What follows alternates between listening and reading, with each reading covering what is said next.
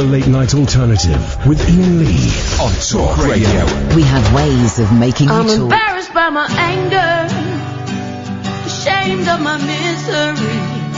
I could blame it on the state of the world, but it really all comes down to me. I don't know where to put it, need another outlet. Why the hell can't I make peace? What the hell is wrong with me?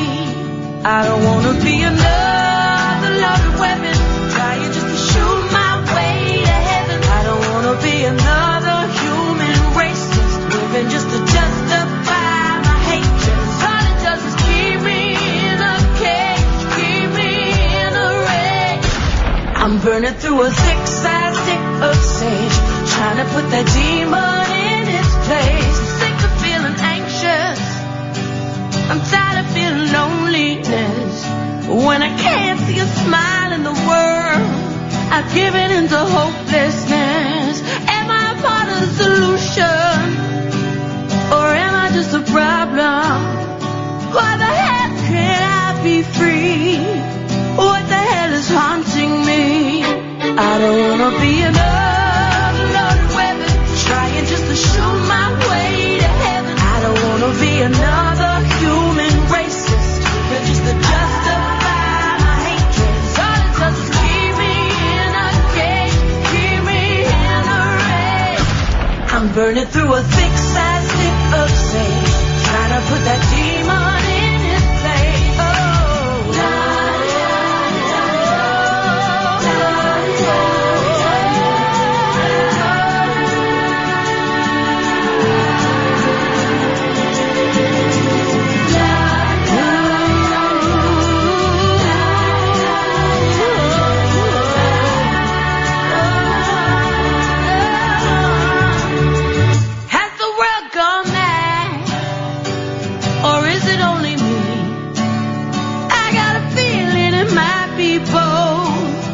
Giving my apology, 'cause I don't wanna be another loaded weapon, trying just to shoot my way to heaven. I don't wanna be another human racist, living just to justify hatred. All it does is keep me in a cage, keep me in a rage.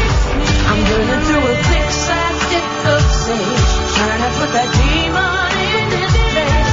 I wanna be another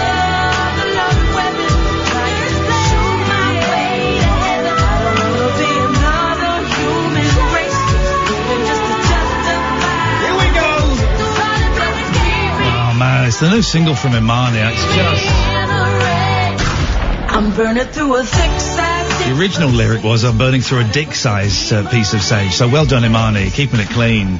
What a song. That's Imani Coppola, Sage, just came out today. There's an album coming out in like a week or something, The Protagonist. I've heard it and it's a joy, and she's coming on at some point. We've just got to get in a few more hundred. We need to get a new box of bleeps, Catherine, for when Imani Coppola comes on. I love her so much. Good evening, dear listener, the Late Night Alternative. I'm Iain Lee. Who are you? I think I'm going to be Catherine Boyle tonight. Do it tonight. The part of Catherine Boyle will be played by Catherine Boyle. The phones are working tonight, so you can give us a call on the usual number. The other number, the secret number, is closed this evening. Exciting news of live shows and a record, a 7-inch vinyl that Catherine and I are making and will be selling, and that you can buy. And the first 100 orders...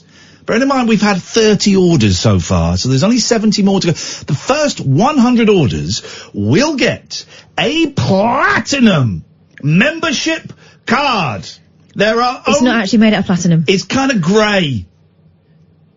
There's only 100. They will be signed. They will be numbered in the order that the orders come in, and they will be laminated. We'll give you the details on how to get that a little bit later on. Let's just crack on with it, shall we? Let's go to Marcus. Good evening, Marcus. Hello. Hello.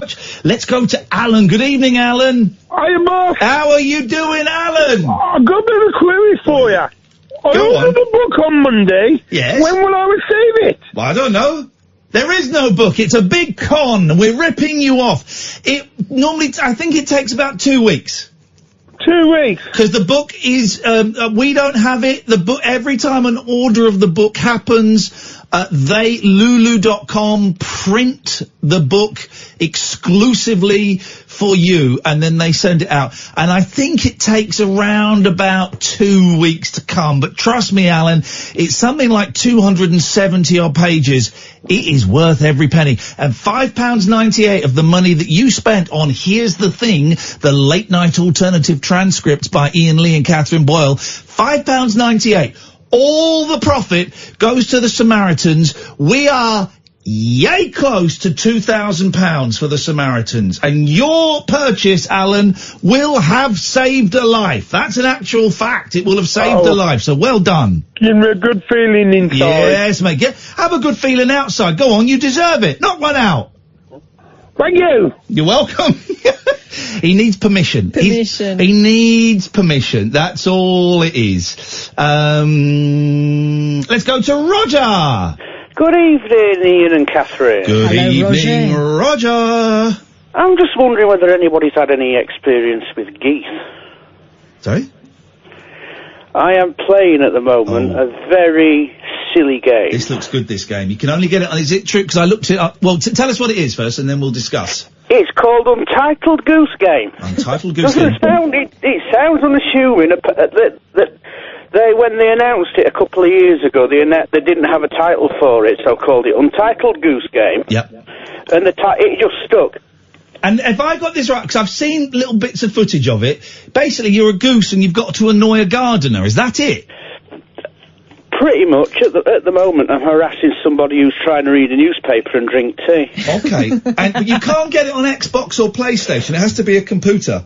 It's PC, Mac, or Switch. It's on Switch, is it? All right. Yeah, it's on Switch. I'm playing it on Switch. The boys are bringing the Switch over tomorrow, and we'll maybe have a little bit of Untitled Goose Game, because it looks wicked.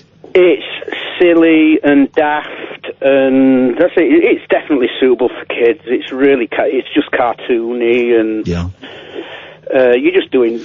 You're just a goose. But you're asking if anyone's had experience with geese. I know that geese have. So I was reading because the developers are Australian, right? And they don't have any experience with geese. What? No. Apparently it was all a joke. One of the people that made the game sent a picture of a goose to the others, and they all started talking about geese. Then a few days later, one of them was like, why don't we make a game about I tell you what I have experience with, Roger. I have experience with sadistic, violent cats. I came home last night, and, well, I found two mice. I found one of the mice this morning, but I found a mouse in the kitchen on the tiles, thank God, and it had its tail ripped off, and it was a bloodbath. It was an actual bloodbath. I had to mop the floor. There was blood everywhere. I didn't know a mouse could have so much blood in it, right? But there was no tail. And then I went upstairs to my bedroom, and there was the longest, juiciest, hairiest tail just up in my bedroom. Oh my! They're leaving you a present, Iain. Yeah, they saved you the best bit. It is disgusting. I hate those cats. Oh, cats can be evil, but cats are evil. They are vicious. Roger, thank you very much indeed. This Goose Game looks brilliant, actually. I think Limmy is playing it tonight. If you want to go and watch Darth Limmy's stream, then I think he's playing that tonight. It looks good. It looks very, very funny. 0344. Thank you, Roger. 0344 499 1000. Let's go to Mark. Good evening, Mark. Iain, I'm staring into a chili that I'm making. Don't do it now. Don't kill yourself via chili. Is that possible? I don't know. No, I can. Thanks to you, I can only see disgusting mouse tails floating around. It's horrible. I am sorry about that. Yuck. But the mice and cats are disgusting creatures. I hate them all. But I really fancy a chili. Are you just having your chili with rice? Classic. Yes. Or are you like one of those dirty perverts that puts it on a jacket potato? Only if I was in Centre Parks, maybe, but no. Weird. Right. Have you had that, Catherine? Only when I've had a little bit left, because you know the day after, and maybe even the day after that, they taste better. Oh. And if you've got a smidgen left, but not enough to make a proper dinner, stick it on a tin tins. You can just whack a potato on, can't you? It's easy. Hey, have you got any dark chocolate in it? that trick, I mean, I don't know, I don't really rate it. I don't rate it. I'm on Mark's side. You don't put chocolate in a chili, just like you don't put oranges in a salad. All right? I've had that as well. Yeah, and it's weird, yeah. It's weird, it's disgusting. But the chocolate in the chili, I think, can give it a little bit of extra je ne sais quoi. Ian, there's one chili, right? But there's thousands of salads, so I disagree. Orange in a salad can work. No. You're wrong. Mark, we were getting on so well, and then it turns out you're a bell cheese. No, of course it can't work, because the orange is a horrible food, right? Let's just get this out there. No. Orange, tangerine. My mouth is going bitter at the thought of them. Orange, tangerine, nectarine. We don't need them. So I'm sick of this shock jocking. Sick of it. He's trolling the world. Give me a call now. I'm right. It's time we sent all the oranges back to Orange Land. 0344 499 1000. Shock jocking. Maybe that's what we need to do a bit more of, Mark. We need to go back to old school, because we don't do the Brexit thing. We don't do the send all the Poles back. We don't send all the Muslims back. We don't do that. But maybe we need to have a very strong, controversial opinion on something. Any ideas, Mark? I mean, I think you've started it. What don't you put in foods? We used to mouse tails. Probably not. You've always got it. Without my call, it calls in. I'm trying to build up a resistance, right? Because you get the shakes. You're a bit nervous about calling. Yeah. I've called a few times now, and it's kind of going away. Every time I do call, though, it's innuendo time with Ian. There wasn't even an innuendo in your endo. That was innuendo. Wasn't even an innuendo. That was a straight up. That was a single entendre. Yeah. Just to clarify, I've ordered one of the books. I'm really excited. I ordered it about a week ago. Yeah. Is it coming? No, mate. It's a con. It's a big scam. We're about to get done by Watchdog, by, what's his name? Linfolds Wood. Stapleton. And Alice Beer, because it's a big, it takes about 2 weeks, I think. I overheard with Alan. I just want to clarify, does it take 2 weeks to come? Bye-bye. Are you doing an innuendo? Outrageous behaviour. That is outrageous. That's what we're dealing with today. It's the kind of loser we're dealing with today. Do you know what really hurt the most? The victorious bye-bye. Who have we got on after 11, Catherine? Brittany Spanos. You may remember her from last week with Brittany Spanos on this show. Wednesday, we spoke to her about the Free Britney campaign. Yeah. Go online, hashtag Free Britney, Britney Spears. Have a little look. Yeah, because she's... basically, her father's been her kind of legal guardian and been looking after all her money for years, since she kind of had the very famous meltdown. And there are some suspicions that perhaps it's not in her interest anymore, to put it mildly. And I thought, when I first saw it, I thought, this is a cute little niche, small thing. It's not, it's massive, actually. It's really, really massive. So, and there was a big legal thing yesterday, I think it was, maybe the day before yesterday, I think. So we're going to get the latest from Brittany Spanos. She's great. She writes for Rolling Stone, and she's brilliant. Did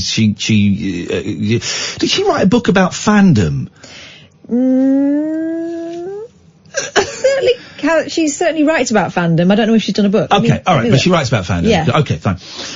In the meantime, 0344 499 1000. I've got no real agenda tonight. It's Friday. I've got a lovely weekend of going to the Cop Hill climb tomorrow, and I've had a little den, a shed converted into a little den, and I've got the boys coming, and so I'm looking at 11 o'clock tomorrow morning, 10:30 tomorrow morning, when my boys arrive at my house, and we just play games. I haven't got any food in. Terrible parenting. So just playing games. Just playing games. No eating. Well, the thing is, they're going back to their mum's Sunday night, so they can, as long as they fill up before they come. Busy, they won't notice. We're going to go out all day tomorrow, so we'll eat, and then we'll get some food in for Sunday. It'll be all right. But so my head is, I'm gone. I'm done. It's the weekend, so I have no real agenda tonight. You are welcome to call in about anything. Yeah, I have seen the sexy Mr. Rogers outfit, Dave. Thank you for that. Have you seen it? No. Dave's just tweeted you. Sexy Mr. Rogers outfit. Mr. Rogers, of course, we're a big fan of the friendly, the TV guy, kids TV entertainer, and now there's a sexy. But is it actually being billed as Mr. Rogers? I don't know if as in, it's a statement of fact. He does. 0344 499 1000. This, dear listener, is Talk Radio. Dead of Night discourse for disco queens. I'm related to Jed Wood and Dolly Parton. Dairy farmers and distant fathers. Yeah, well. The Late Night Alternative with Iain Lee. Doing lots of things that we don't know about, we can't control. On Talk Radio. Yes, great. So there's going to be 250 copies of this single, right, that we're going to get done, and we can get it done now. We've taken enough pre-orders that we can break even at least. So that's great. Thank you. It's basically me and Kath singing "Stop Mr. Postman" live in Bath. I say singing. By the way, if you can I just give them a guarantee, Catherine? Yeah. There will be absolutely no auto-tune on this record. Not necessary, it's perfect. We don't do auto-tune. This is live. This is live. I mean, it's unmistakably live. It's bleeped so kids can play it, kiddies can play it. It is, it's an interesting take of... It's a reimagining of a classic. Mr. Postman. It's the A-side. The B-side, we don't know what the B-side's going to be yet. We're going to record something special next week, probably. And there's going to be 250 copies. Although if it keeps going at this rate, we might get a few more done. Let's see. But at the moment, there's going to be 250 copies. The first 100 get a platinum membership card. There's only going to be 100 platinum membership cards. They're not actually platinum. They're grey. They're going to be signed and laminated. They'll be numbered in the order that we get the orders. There's only 100 of those. We've sold 40 already, and we only put it online an hour ago. If you want one, if you go to paypal.me/Iain Lee, paypal.me/Iain Lee, IAINLEE, make a payment of £20. PayPal should then give me your details. I'm pretty sure it does if you've used PayPal before. And if you're in the first 100, I'll say on air and I'll tweet when we've reached 100. If you're in the first 100, you get the record. 7-inch vinyl in a plain white sleeve, and we'll sign the sleeve as well. And you get the laminated membership card. There's only 60 of the cards left. So, and it's a bargain, 20 quid? That includes postage and packing as well, dear listener. I hope I haven't massively underestimated how much postage and packing. That includes postage and packing as well. So, go for your life. 0344 499 1000 is the telephone number. My little recommendation of something very funny I found. On Netflix, Between Two Ferns. Now, I'm aware of the TV series starring Zach Galifianakis. I've only seen a couple. I didn't actually dig it that much, but I'm going to go back and watch it. It's a low budget chat show with Zach Galifianakis interviewing very big stars and asking awkward questions. There is a movie of it, and I've watched the first 20 minutes on Netflix. Man, it is funny. It is funny. First guest is Matthew McConaughey. Who do you think's going to die of accidental starvation first, you or Christian Bale? You lost so much weight in that film, I thought you were actually going to die of fake AIDS. It's so funny. He's got Keanu Reeves on there. Do you do research for your characters? Yes, I do. Have you ever considered doing research on a character that's had acting lessons? It's funny, man. It is very, very funny, and it's on Netflix, and I thoroughly recommend it. I've not really seen that much stuff that Zach Galifianakis has done, because the films he tends to be in, I don't really like. I watched The Hangover. I laughed, but I didn't like it. I thought it was quite unpleasant. But I think he himself, I think he's funny. I've seen his stand-up special. That's funny. There's a really good film. Is it called The Comedians? And it's him, Brian Posehn, and a couple of other comedians, like, doing a little sort of tour. And then Galifianakis is out on the street and he sees this like sort of vocal group busking, and he goes, "Oh, guys, I'm doing a show tonight. If I give you $100, would you just come on and do a gag for me?" And it's just this gag where he says something, then they come out and sing the same word in 4-part harmony, and you just think, oh, I like that. I like the spontaneity of that. Anyway, that's my recommendation, dear listener, is Between Two Ferns, and it's on Netflix. Catherine, what have you got for us this evening, please? Okay, well, what about this? A singleton called Fat by the Tinder date she travelled 3 hours to meet. Oh, yes. Makes £2,000 after jokingly setting up a GoFundMe page to claim back her train ticket. Yep. This is in the Sun online. A woman who set up a joke GoFundMe page after being called fat on a Tinder date has made £2,000 in donations from kind strangers. We previously revealed how Jade Savage, 28, spent 3.5 hours and £93 travelling to see a bloke she'd met online, but he insulted her as she walked out of the train station. She spent how much? 93 quid. I guess it's a return. This is in America? No, here. Was it here? Uh-huh. Oh, okay, sorry. The creep, 27, so all the 27-year-olds are looking at each other now going, wasn't me. Told curvy size 14 Jade she'd put some weight on and accused her of looking nothing like she had on a previous date just 4 weeks earlier. So, mum of one, Jade, set up a GoFundMe page as a joke and said she was hoping to get back the money she'd wasted on the experience. Isn't GoFundMe for kids that are dying of cancer? Isn't it? Or that, you know, we've not got any money, didn't have any insurance, our house was broken into, we've lost everything, and my dad's on an inhalator. An inhalator? An espresso machine. What do they call the thing? A ventilator. Thank you. Let's have a look. An inhalator. It's for inhaling, but you also need to exhale. GoFundMe. It's for... Fundraise to help yourself or help a friend. People around the world are raising money for what they're passionate about. Medical, memorial, emergency, charity, education, animals, failed dates. It would appear. Okay, all right. On the site, the single mum has raised £919 so far, and Bumble, who I guess were the site she used, said they'd match her donations, so she's not put off dating, to bring a total of £1,838. This sounds like a bullshine story from Bumble. This sounds like Bumble are playing a blinder. Bumble. Bumble. Bum Bumble. Bum Bumble. Bumble. This sounds like a bullshine story. She says, and I'm not going to let one guy's silly comments stop me from going on dates. I'm happy with the way I look and haven't had any complaints before. No, because she looks amazing. She's beautiful. Grandad, if I'm good, will you let me have a dance on Coal Bunker? Of course I will, cock. That was always the answer. Cock? Cock is a term of endearment in Salford. I mean, I guess it... that was the 70s. You can't do it now. It depends on... 80s. It depends on context. Okay. Careful who you use it with. Yep. Careful who you use cock with. Jade had already been having a bad day before the date in Peterborough. Gosh, that's bad enough. I used to live there. Peterborough's fine. Does anyone remember the adverts for the Peterborough Effect? And it was a comedy Roman. Yeah. Who was it? You said yes, saying, yes, I remember it. No, I mean, go on. No.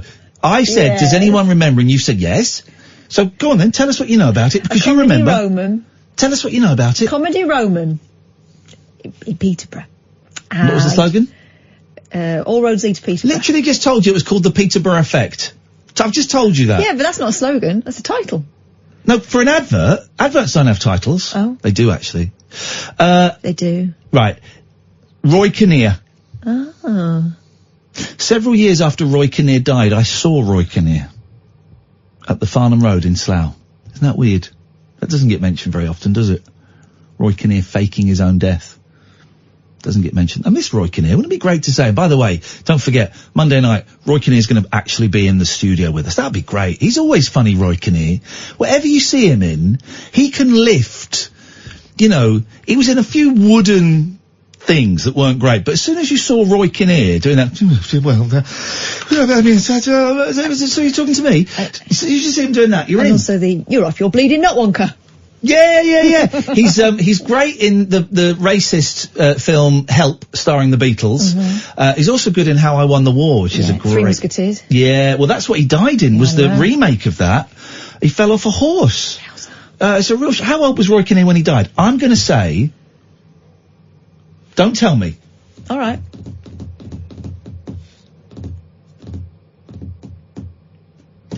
I want to say 47, but I'm going to say 52. 52. Roy Kinnear was 52 when he died. Go on. You said don't tell you. But you're wrong. Doorbells. How old was he then? Not 52. Her microphone's just drooped. Well, could you tell me how old he was, please? 54. Okay, I was very close. Hello, Martin. Come in. Come in, Martin. Good, I was just... Come and join us. Just you talking about Roy Kinnear? Yes, I think he fell off a horse making the Three Musketeers. That's my guess. Either the Three Musketeers or the Four Musketeers. Do let him in. Do let him in. Do you want to tell him or not? We just said that. We did mention it. No, but you said he fell off the horse making the John Lennon movie. No, I didn't. Didn't you? Martin, do you need to go and have a lie down before your show? I do. Well, I do have a lie down. We said the remake of the Three Musketeers. Oh, did you? We did say that. Sorry. Do you know how old he was when he died? I would say 52. Incorrect data. Well, okay, it's 54. So I said 52 as well. Yeah. So young though. Young. Very young.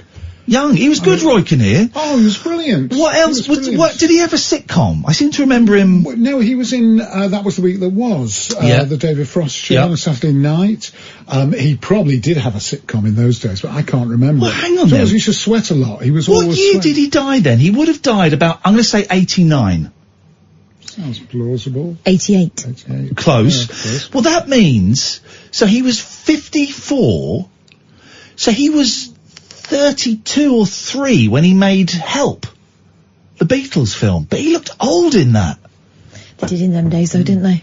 He would have been younger than me now when he made Willy... Well, he would have been about 35 when he made Willy Wonka. No! Willy Wonka's like 69, 70, something like that. The original? With Yeah. We don't count. No. I'll take your word for it. As you know, as you've observed, occasionally calling me Grandad. Sorry, not so bad about that. No, it's not at all. I do leave my lie down. I have to have my Ovaltine first, obviously. Okay, well, go and have your lie down. I will. But you're welcome to come in and just try and... One of my I will try and correct you. Oh, no, I love it. I love it, though. But one of my favourite things is trying to remember years and guessing ages that people died. Now, Kath can't play that because she's got absolutely no knowledge of the entertainment industry whatsoever, as you've probably heard by her act. But you don't like playing the guessing game. I like guessing what year people... Hello? I love it, but I'm very rarely invited to join in. I'm just usually the invigilator. Okay, well then... But you know about people like Billie Eilish. You could tell us how old Billie Eilish is. I've heard of her, but I don't know. And Loyal Carner. You could do all that stuff. No. I tell you what you'd be good at. My friend Jenny McAlpine plays Fizz in Coronation Street. One thing she was great at in the jungle when we were really, really bored is she would do old-fashioned monologues. Oh, you mean like Stanley Holloway? Yeah. Exactly like that. Albert and the Lion, she knows. Albert and the Lion. She would do these wonderful monologues, and we'd sit there like the Oaks. We had nothing to watch or listen to. No. We'd sit there going, "Oh, Jenny, go on, do us another one. Oh, I don't think I can." Well, it doesn't matter, just do it. And we'd sit there enthralled. You'd be good at that. You'd be good at doing monologues. Did she do recumbent posture? That was one of... Oh, I don't know. Do you know it? No. Okay. I've not committed anything to memory. Apart from the love song of J. Alfred Prufrock, I can do quite a bit of that. Go on then. Let us go then, you and I, when the evening is spread out against the sky like a patient etherized upon a table. Let us go through certain half-deserted streets, the muttering retreats, and then there's a load of other stuff. Oh, okay, there's a load of other stuff. I guess cheated a little bit. And that's the bit that goes, in the room, the women come and go, talking of Michelangelo. Yeah. I used to be able to do the whole thing, but... You know, I love it. It's a dying... Well, it's a dead art. It's a dead art. People don't learn stuff by rote. No. Anymore. I've been trying to learn To Autumn by John Keats. Okay. Which everybody knows, Season of Mist and Mellow Fruitfulness. Well, everyone knows that bit, yes. Yeah. The next line is, a close bosom friend of the maturing sun. Yeah. That's as far as I've got. But you remember that bit. My dad used to pay me £10 to learn poems. Did he? Yeah. What? Yeah. Did you learn any? I remember learning Tiger, Tiger, burning bright in the forest of the night, what immortal hand or eye could frame their fearful symmetry. Oh, William Blake, £10. Yeah. But just for those 4 lines? No, the whole thing. Could you do the whole thing now? No. I bet you could. I bet with a little bit of prodding. If I read it a couple more times, maybe I could, but it's in there. I don't know anything. And I remember Albert and the Lion. If you can do the whole thing. Done. I remember doing Albert and the Lion at school, and I was just looking at it then. There was one line in it that all the parents used to laugh at loads every time, and we never understood why. And it was the bit where he says, she hollered, "Yon lions at Albert," and father said, I am vexed. I am vexed. I love it. Understatement. I love it. People don't, and of course when you're a kid, you don't want to learn poems, geez, but now as a 46-year-old man, I think, I wish I'd learned something like that to kind of carry around and just be sat with the kids and be a bit bored and then go, and then launch into it. It's still time. Yeah. Yeah. My 46 is nothing. You're a child. Oh, my brain can't remember anything. I went for a few auditions a few months ago, like acting auditions, for the first time in years. And I had to learn 3 pages, 3 sides of script. Yeah. When I was 20, I could do it like that. I could read it 3 times, boom, my head. But now I just could not. I just couldn't do it. Did you start off acting then, before you went I studied drama, performing arts, but then couldn't get any acting work, so I ended up doing stand-up as something to do, and then got a job presenting on the telly, you know. Well, I saw the 11 o'clock show. I always assumed that was the first thing. That was the first thing, and that came through sort of doing stand-up, doing a little bit of radio-ish, and sheer luck, and then I never did any acting for years, apart from the Angelina Jolie movie I was in. That's right, guys. Yes. I was in Jesus Christ Superstar, the Norman Jewison Jesus Christ Superstar, in 1968. Okay. Before anybody around here was born. I was an extra, basically. But I had to say... The movie? Yeah, the movie. If we watched it, could you point yourself out? Yeah, I watched it on a big screen at the ABC in Bristol when I came back, but it was in Israel, and I had to say, "We need him crucified, it's all you have to do," and then we all shouted, "Crucify him, crucify him, crucify him." So do you have a solo line? No, there was a bunch of us, but it was, if you remember that movie, we were wearing the sort of hippie clothes.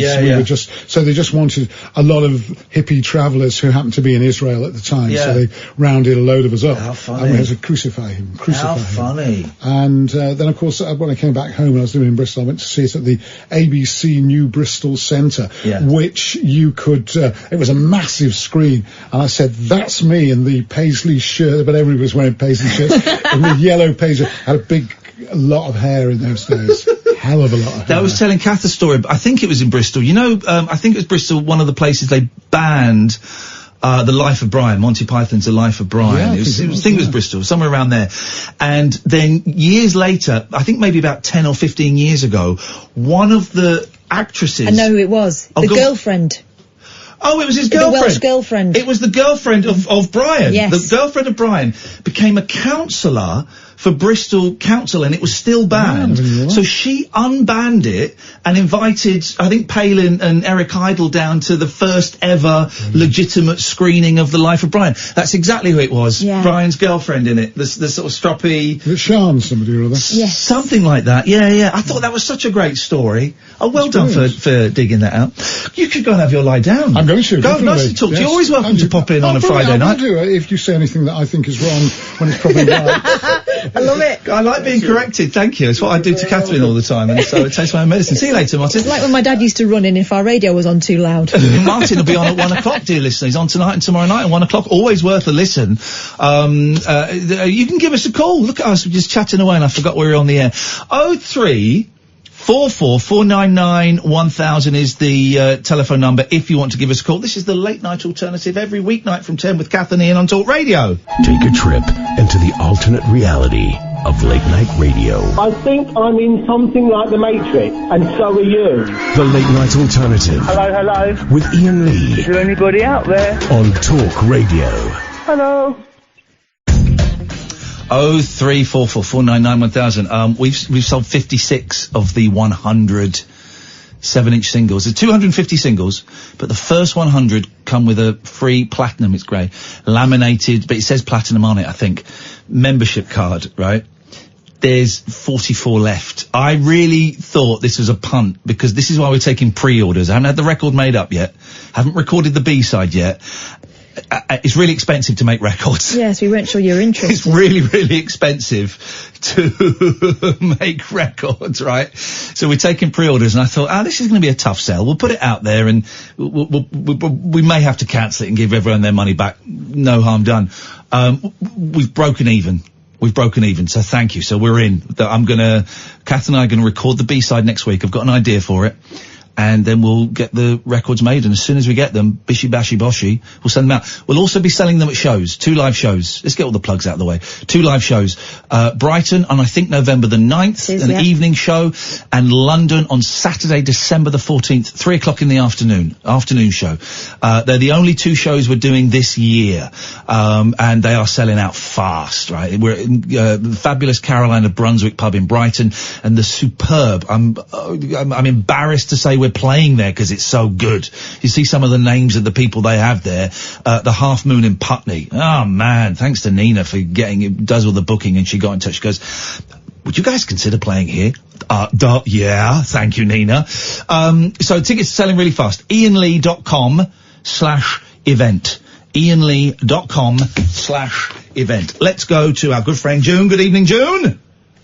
Hey, hi there, Ian. I wanna make love to June. I wanna make sweet love to June. Oh, I wanna bend over June. I wanna see June's moon.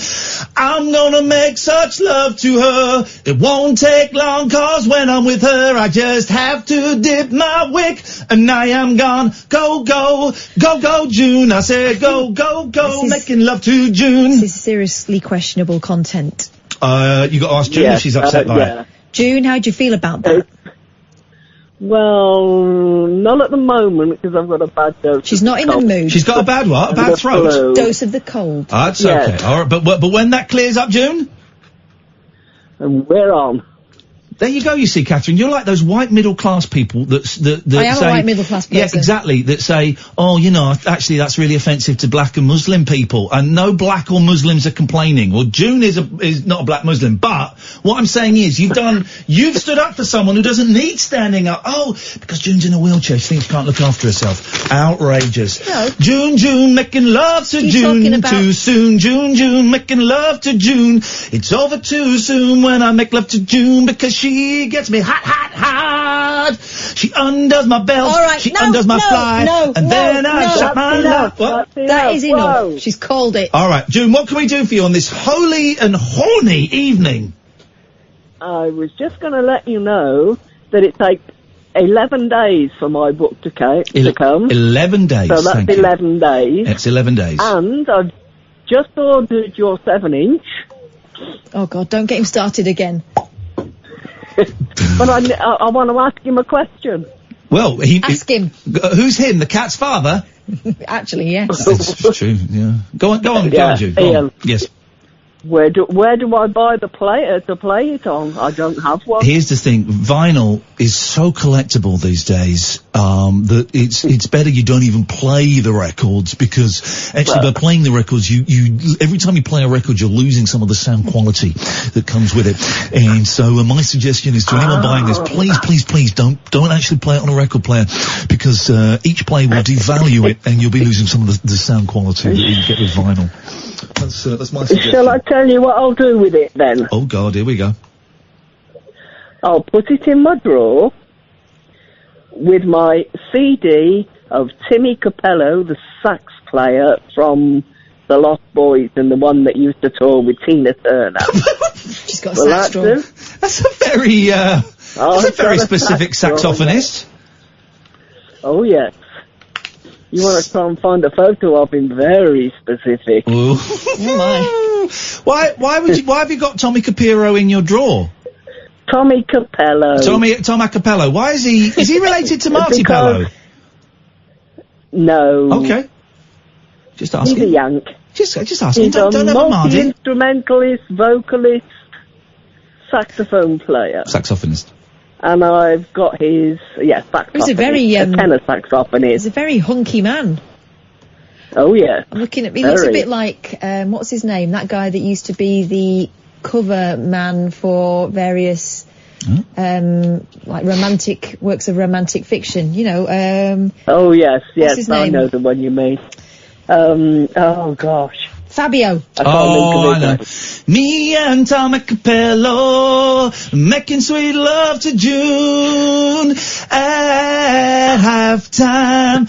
He makes love to me. What a party, June. I look forward to it. June, thank you for your support. It's appreciated, and lots of love to your family, but specifically to Dylan, who is my ultimate hero now. Let's go to Paul in Stoke Poges. Good evening, Ian. Good evening, Paul. You're not going to say good evening to Catherine? You know the famous phrase? Not going to say good evening to Catherine? No. Sorry, Kath. Sorry, I'll still drink your bath water, no worries. Oh, you bloody won't, you dirty sod. You know I said that a few months ago, don't you?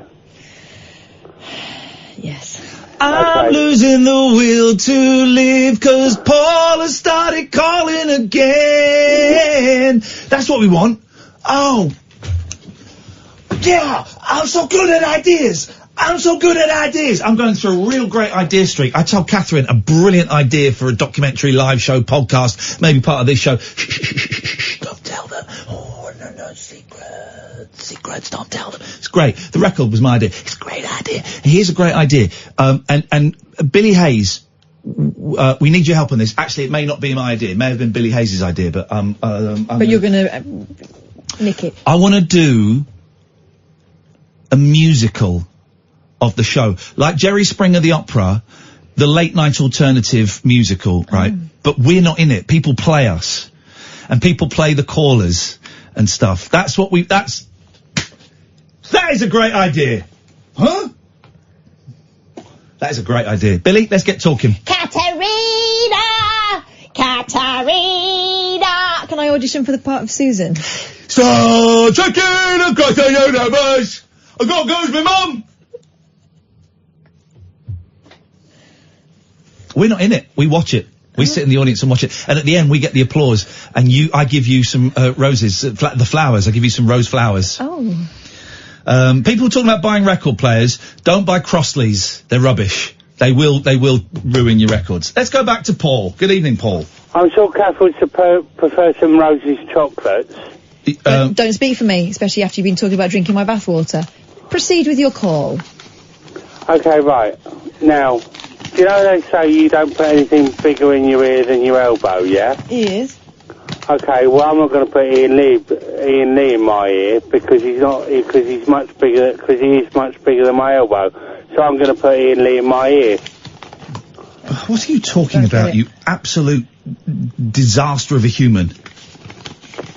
You said you were going to take a dump through my front letterbox the other day. Can you please apologise for that? No, sorry, I meant your back letterbox. I didn't say front letterbox. I would have said letterbox. Okay, I don't have a back letterbox. I only have a cat flap. No one has a back letterbox except for the Queen. No, I only have a cat flap at my back door, not a letterbox. Is that a euphemism? No, it's the truth. What do you want from? Why have you started calling us again? There was peace in the valley when you weren't calling us, and now you started calling us again.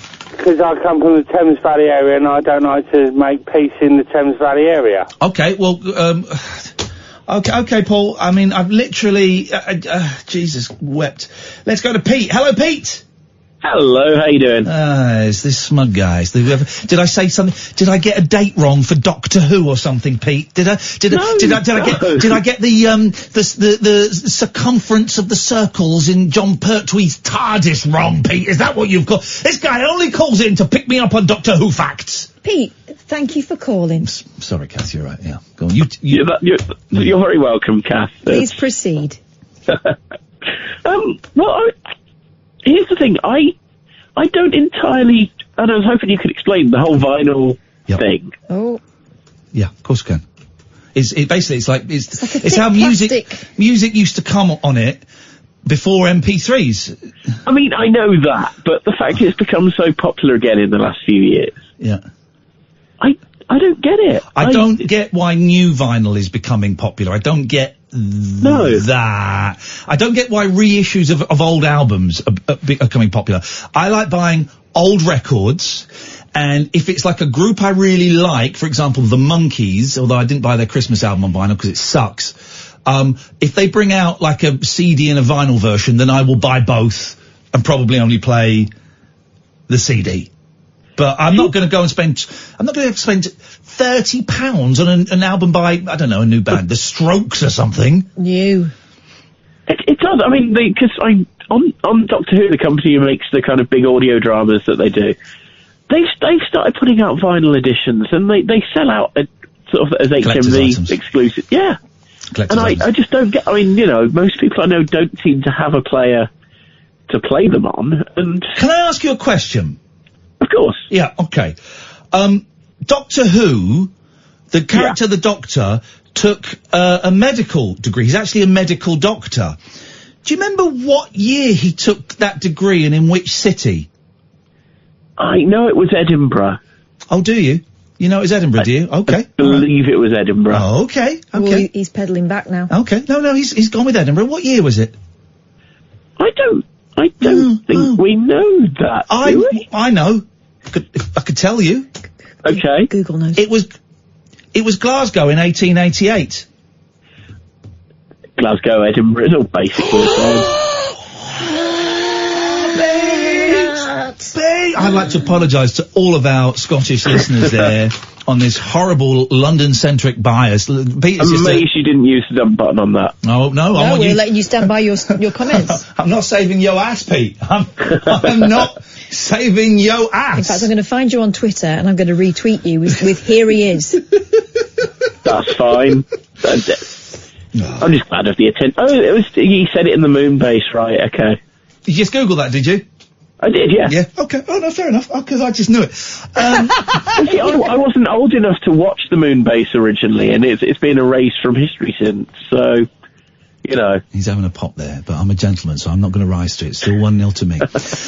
No, I don't get the new vinyl thing. Although, now, you are of an age. Do you still buy CDs, or are you like a complete Spotify dude? Pretty much a Spotify dude. Really? Oh. Okay, because I still buy CDs. I still prefer CDs. In case Spotify ever breaks. Well, no, because I refuse to pay a subscription to music that I will never own. That's why. Occasionally I'll buy the odd track on iTunes.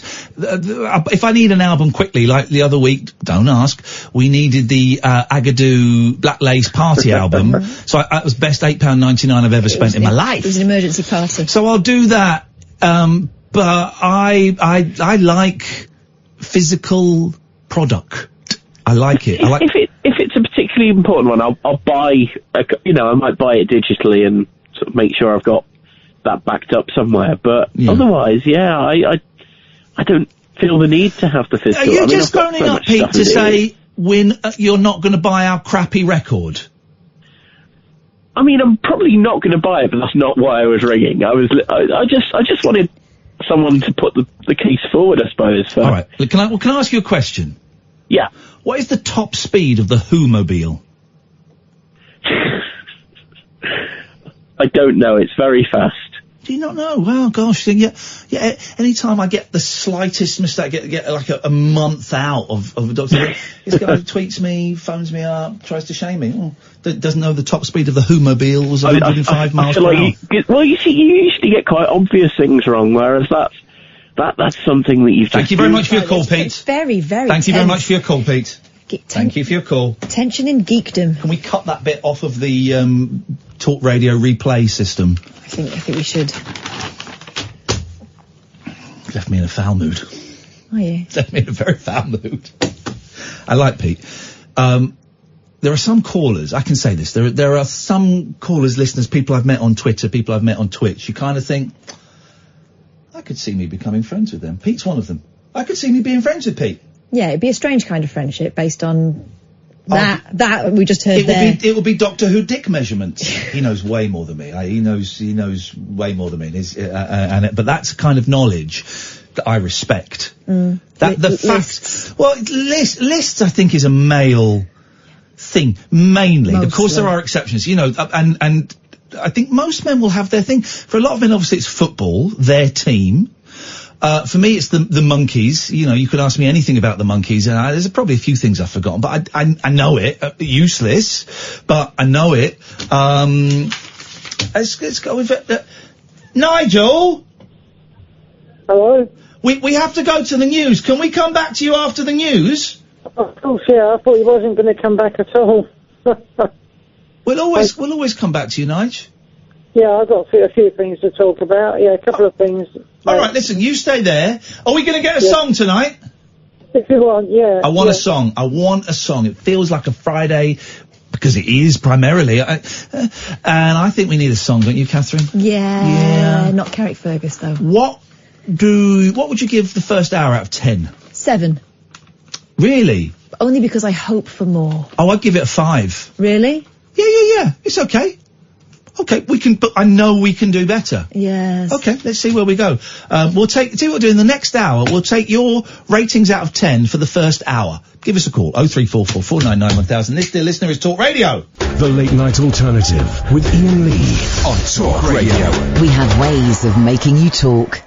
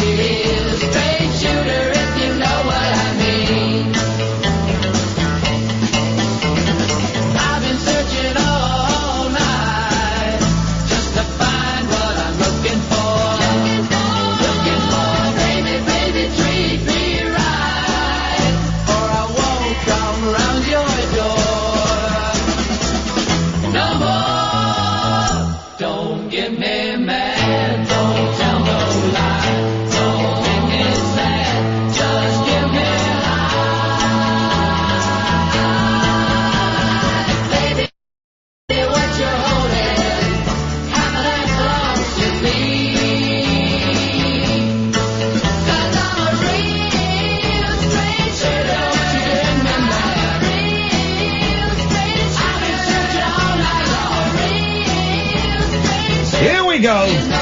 0344 499 1000. Nigel, stay there. We will come to you in a minute.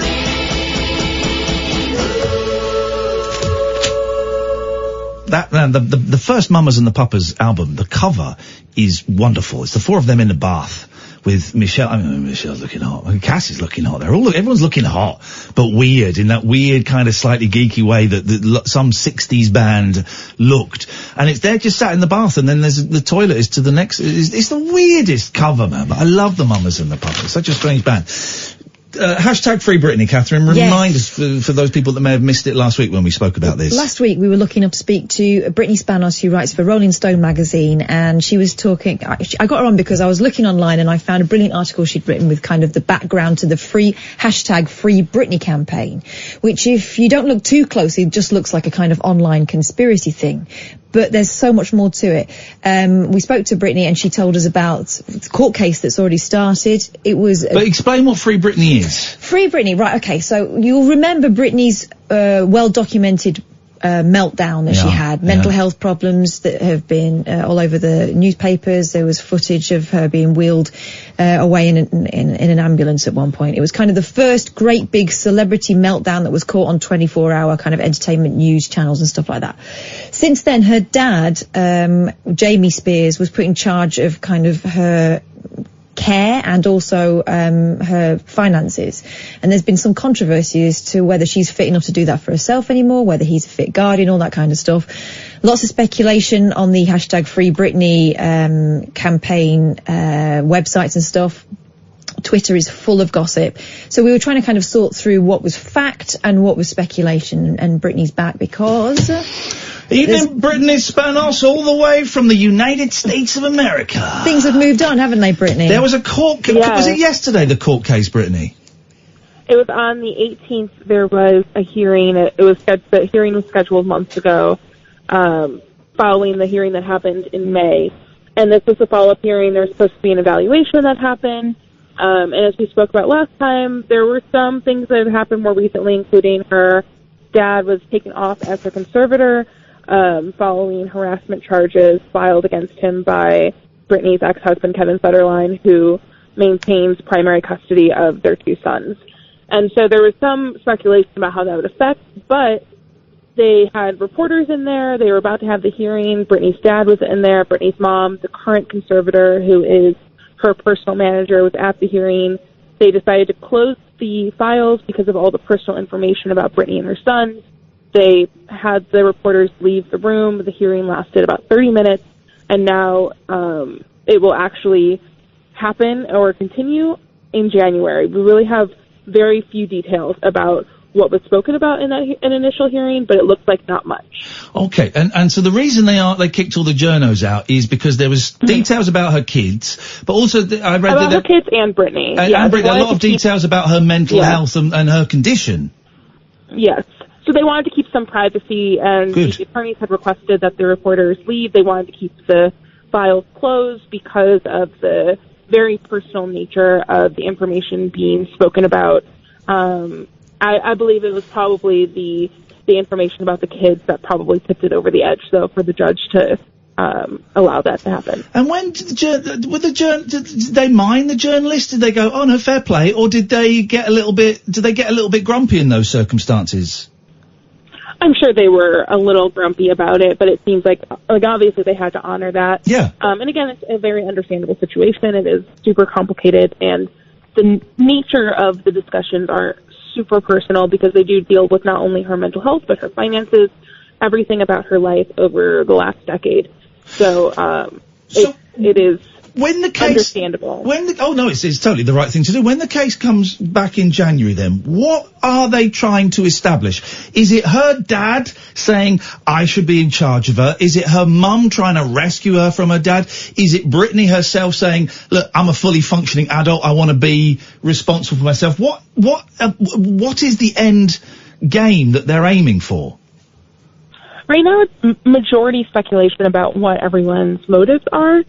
So, basically, Britney was not in this hearing, and it was never required of her to be in the hearing. She very rarely appears at these. She did appear at the May hearing, which, again, huge, rare occurrence, and had made a lot of people speculate that this is really her mobilizing to get her freedom, in a sense, depending on sort of the details of it, back in this whole case. So, no one's really entirely sure what the motivations are. We know that they are supposed to have this hearing, supposed to have an evaluation of her conservatorship, and the evaluation is supposed to occur before this hearing. It's unclear if there was any interruption in it because of the issues with her father. There are also health issues with her father that have been occurring. It's really anyone's sort of guess up until January about what's been happening. And again, Britney has not spoken out about the hearing, about any of the Free Britney movement. She's kept pretty quiet on all of this. From what I understand, Jamie Spears is still in charge of her money, though, isn't he? He's still conservator of the estate, yeah. Yes. But not of her. And so And so he is still in charge of the estate, but he's no longer considered the primary conservator because of the legal issues with Kevin Federline and also his health issues. Right. And were there lots of fans were there as well? Big protests, weren't there? Or support, I guess you'd say. Yeah, so the first protest happened in May when the hearing occurred, the first one of this year, and there was a good number of fans that had shown up outside of the courthouse, and it grew. I mean, the numbers it seemed like a pretty large crowd in LA outside of the courthouse, who were keeping people up to date on what was happening, but And there was a lot of support from fans, and obviously the movement has grown so much over the last few months, and a really incredible showing of fans. Yeah, it has been. So I say, when I stumbled upon it, I thought, this is like a weird little cult. You know, this is a nice little conspiracy theory that'll be fun to talk about. And then I kind of kept looking and looking, and I realised it's huge. It's a huge campaign, and you're right, maybe there's some people doing it for a bit of a laugh, but actually a lot of the fans seem to be doing it because they're genuinely concerned that she's being exploited and abused. Also, Britney's mum is kind of getting involved by liking various tweets and stuff with their Free Britney hashtag, so it's not like she's staying distant from it. Yeah, and it's interesting because she really hasn't spoken too much about her recent involvement. I'm sure there are probably legal reasons around that, but she had not been involved at all in the conservatorship. She is not one of the conservators. Lynn Spears has sort of stayed quiet on a lot of this. So it was a big deal that she had even shown up to not only the first conservatorship hearing of this year in May, but her coming to this new one that happened in September. Seems like she will be at the January one, and I believe that a lot of her involvement seems to be that she wants to get involved in any capacity, but it's unclear of whether or not that means that she wants to be one of the co-conservators, or if she wants to have Britney be freed of this conservatorship. I got a question, Brittany. When are you going to get a Stevie Nicks tattoo? I'm reading your Twitter feed, and from 8 hours ago, you quote, "It's absolutely bonkers. I haven't got a Stevie Nicks tattoo yet." When are you going to do it? I mean, I'm hoping soon. I just need to settle on a Stevie Nicks tattoo. I have too many favorite lyrics, too many ideas running through my head. I need to find a good one.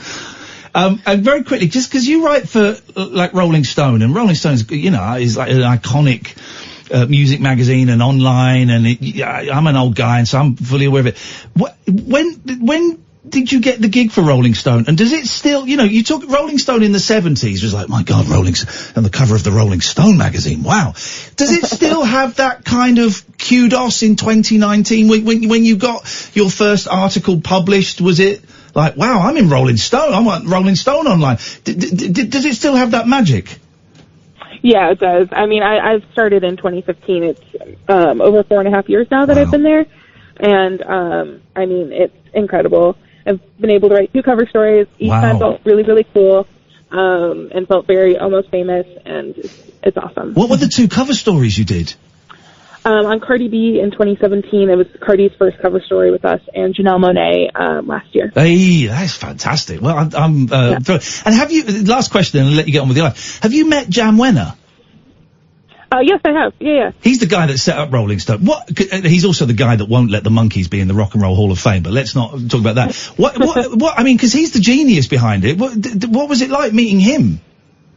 I mean, when we were at our old office, he was there all the time, and he definitely has relinquished some of his sort of power over the magazine, especially as he's gotten older. But I mean, he was in the office a lot, and he's full of stories and has seen a lot. Yeah. I've still got the biography, I think it is, to read, and boy, oh boy, he's seen and has done a lot. Brittany, we love talking to you. Thank you so much. I guess if we're all still alive, if we could talk in January, that would be fantastic. Yeah, for sure. And if anything hopefully there will be more updates in January, and hopefully, someone from Britney's camp will speak out soon and give more details. Well, if anything comes out, we'll get in touch and get you on, because honestly, what started as a little bit of fun for me online, actually, I think this is fascinating. I think it's really important as well, because it deals with mental health, it deals with superstardom, it deals with, with the individual rights and freedom and how we perceive people and how things might look rosy on the outside, but we have no idea what's going on. So I think it's more than the kind of plastic story that some people might think it is at first glance. Really nice to talk to you, Brittany. Thank you so much for your time. Thank you for having me. Thank you very much. Brittany. I love Brittany. If you want to follow her on Twitter, it's, let me get it, Hey Brittany. O-H-O, hey, H-E-Y, Brittany, as in the fairies. B-R-I-T-T-A-N-Y. She knows her onions. I've been following her, she's very funny. She's great, she is very funny. Nigel, you're going to be next, I promise. This, dear listener, is Talk Radio. A star-crossed soapbox for sailor boys, stable girls, I'm on the edge. and stripper grands. It depends who you're with and it depends on the situation. Late night speech radio with a difference. Thank you. The Late Night Alternative with Iain Lee on Talk Radio. I'm growing a tash and it's looking wicked, right? It's looking wicked. I love my moustache. I love it. And here's the thing. Here's a prediction I made months ago. Beards are gone. Beards will be out, right? Tashes will be in for a bit. And I've had a few people tweet me this week saying, I think you were right. I've started seeing loads of moustaches around. I started it. The tash is in fash. That's good. I like that. I started it. In fact, if you see anyone with a particularly good moustache, could you ask permission, take a picture and tweet us with the hashtag #TashFash. Tweet Catherine. Although that might sound like fascist moustache. All right, forget that. Well, no, it sounds like John Fashionew's moustache. If you see John Fashionew with a moustache, or you see him sleeping and you can draw one on with a permanent marker... That's fash-tash. But I want tash-fash. Okay, now we're getting confused. Let's go to Nigel. Hi, yeah. Hello, Nigel. Hello, Nigel. Have you ever had a moustache? Hello, Catherine. Hello. Can I just discuss something quickly? My electricity bill. Yep. Very quickly. You may be able to put my mind at ease, because I've got this letter from the 16th of September.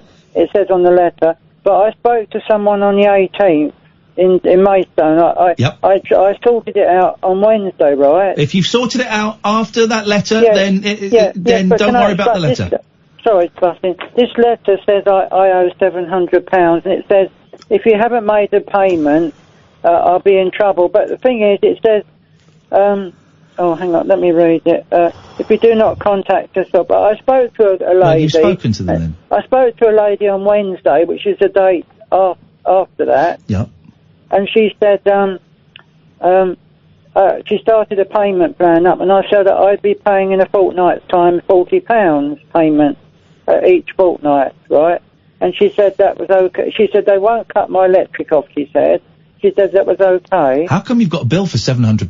That's a lot. It's lower than it was before. It's lower than it was. But then she said... That's like hang on a minute. My annual electricity bill is about £700. I live on my own and I'd hardly cook and do anything. My annual bill, a year, is less than £700. About a little bit more. They said they're going to set up, okay. Have you spoken to your advocate? No, I don't need to, because I've sorted this out. They're going to fix Nigel, it out with we have had this smart meter. We have had this conversation so many times. But she just let me explain. She just told me that I don't need to worry. I can pay in a fortnight's time. Smart meters are more expensive. And she said they won't cut Nigel, if you're just going to talk at me, then I think we're done, because... I think I shouldn't be worrying about it, should I? Okay. You just said to me if I spoke to her before Wednesday... Well, that's before I had the full facts. That was before I had the full facts, Nigel, but you don't want to listen to us, so there's no point in us saying anything. I do listen to you. Okay. You haven't sorted it. You need to speak to your advocate. I've sorted the telephone bill out, and I've sorted this. I did it all on Wednesday. She said everything was fine. Okay, fine. What else you got for us tonight, Nigel? But you have to wait on a waiting list. Nigel, I can't talk to you about this stuff, because all it does is it causes unnecessary worry for me and Catherine, and me. Okay, well, Nigel, we have suggestions for you, and you have no interest in hearing them, so... there's nothing to talk about now. Then why are you telling us? Then don't tell us. I was worried about the letter, that's all. Okay. It does say contact citizens' advice if you are worried. You've got an advocate. Which I haven't now, because he hasn't got back to me. They haven't got back to me, and I kept leaving messages, and no one's got back to me. Moving on swiftly, Iain. Now I feel absolutely terrible and worried. Iain, was that Britney Spears you were speaking to? No, it wasn't Britney Spears. Nigel, listen, Nigel, we're gonna leave it for tonight, mate. Right, I haven't got very much to say. Just that I've got okay, Nigel, listen, have a great weekend, and maybe we'll speak next week. Okay. Okay, then. Good luck. Thanks very much.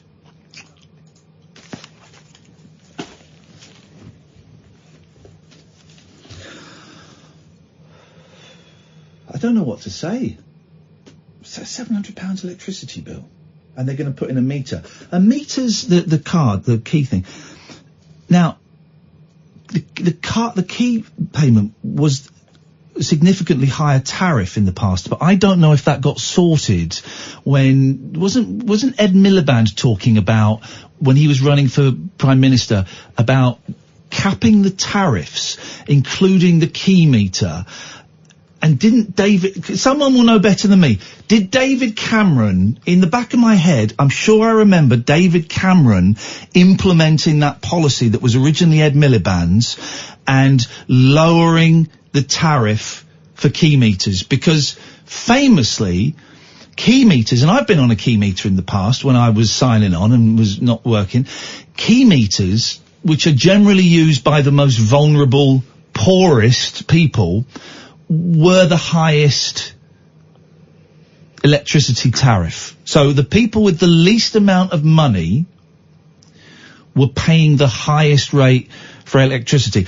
I am sure I heard that David Cameron sorted that out, but I might be mistaken. If you've never tuned in before, Nigel is a regular caller, and Catherine more than me actually, Catherine behind the scenes, me on the air, but Catherine has done a lot more legwork than me. We have really helped Nigel. It's a really tough year. His mum died and a lot of bills have been piling up, and we've really tried to help. But it has since turned out that a lot of the things that Catherine helped put in place, namely an advocate to deal with Nigel's financial situation, Nigel has decided he doesn't want to use the advocate anymore, which is totally within his rights. But we have said that if he's not prepared to follow the suggestions and then get the advice of the people that we provide him with, or we kind of push in his direction, then there's not really anything we can do to help. And that call, someone says I think he was on about a smart meter that automatically sends your figures to the company. He may have been actually, Villa and Broncos. He may have been. Thank you. You could be right there. You could be right. Those calls leave me really upset because I feel very anxious and I feel very worried, and I think I can see how this story ends. I think I can fast forward the tape to 12, 18 months down the line, and I don't think it has a great ending. What else can you do? I'm really concerned about this idea that the advocate is not phoning back. Well, do we know that he's definitely phoned the advocate? Well, and he has said to us in the past, he said I can do it myself. Well, as he said there, he sorted out the phone bill. Well, he didn't. He didn't. And he did say to us once that he told the advocate he didn't need him, didn't he? Yeah. We can't do any more. I find it so frustrating. We can't do any more. And we can't do any more. 0344 499 1000 is the telephone number if you want to give us a call. Let's go to Michael. Good evening, Michael. Hi, Ian. You're right. I'm very well, Michael. What have you got for us tonight? Oh, I just want to echo the stuff you were saying there about Nigel. You could not do any more over the last couple of years for Nigel, you and Kath. At all. Thank you, mate. There's nothing else you could have done. You've been so good to him. I've got a really horrible feeling in my chest now. And I guess that feeling is concern, because I'm not going to tell you how I predict this will end, but I think you can probably guess. And maybe it would be the best. I don't know. Thank you, Michael, for saying that, because Kath and I often come away after calls like that going, did we do the right thing? Should we have, should I have given him some money? Should we have done this? But I don't know what more we can do, Michael. I really don't. Ian, I know what your prediction is. You've told us before. Did I say it on air? Christ. You've told us. Okay. Well, maybe him getting kicked out and maybe he has not hit his rock bottom yet, where But then there's me being optimistic that the system is then going to pick him up when he hit rock bottom. The system's not picking him up now. The system knows about him. I've spoken to people at the council about him, and as far as they're concerned, he's fine. Yeah. He's not fine. Clearly. Obviously, we know that. It's obvious, but you're right. What world we live in, Michael? You're such a caring man, Ian, so... Yeah, come here and give me a kiss. No. Inappropriate. Michael! Whoa! How my penis? Whoa! Michael, what can we do for you this evening? Right, so you had a, clairvoyant on a Monday. We had Clinton Baptiste came in, yes. The most controversial guest we've had for ages. We've lost listeners as a result of that. You told me he was, in Watford tonight. Yeah, Watford Palace Theatre. Did you go and see him? Oh my God, I went to see him. He was incredible. Oh, thank God for that. I thought he was going to ask for a refund. You owe me 20 quid, Lee! Ian, he was brilliant. Was it good? Absolutely brilliant, yeah. Did you go as a result of hearing him on the show? Yes, absolutely. I was a bit sceptical at first when I heard him, but I thought, hang on, maybe this guy's onto something. Yep. Oh my goodness, the best live show I've seen in such a long time. Oh, wow. I will tell him. Did he speak to any spirits? Did he get any predictions right? After a while he did, yeah. Okay. He's ploughing away, but he's so clever. He's great with the crowd. He had a great show. Unbelievably brilliant. Oh, mate, I'm texting Clinton now, telling him that you went and saw him as a result. That's brilliant, Michael. I'm really, really pleased you enjoyed yourself. Thank you for letting us know. He was brilliant, Ian. Okay. Are you saying I'm not brilliant? What are you eating? And I'm walking as we're talking. So your feet sound like a mouth chomping, do they? They do. No, I'm not eating. I promise I'm not eating. I promise you. Why is he lying about eating? Because he's wearing some sort of heavy shoe. Flippers. Flippers. It's a nice theatre, Watford Palace, isn't it? Oh, it's beautiful, yeah. And then he played to the crowd. He came out to the crowd. Yep. He teased the crowd. Yeah. It's all about the crowd. He's exceptional. he's exceptional. Michael, I'm glad you enjoyed it, and thank you for letting us know. I'm going to text Clinton right now, in fact. This is Talk Radio. The late night alternative with that man, Iain Lee. There's no strangers here, just friends you haven't stalked on Facebook yet. Have never sent my picture to anyone who didn't request it. The late night alternative with Iain Lee on Talk Radio. Yes. 0344 499 1000 is the telephone number if you want to give us a call. Let's go to Jamie. Good evening, Jamie. Hello. Hello, Jamie. Greetings from North Wales. Hello, North Wales. Indeed. What I'd like to say, really, about the meters, in the electric meters in people's houses. Yes.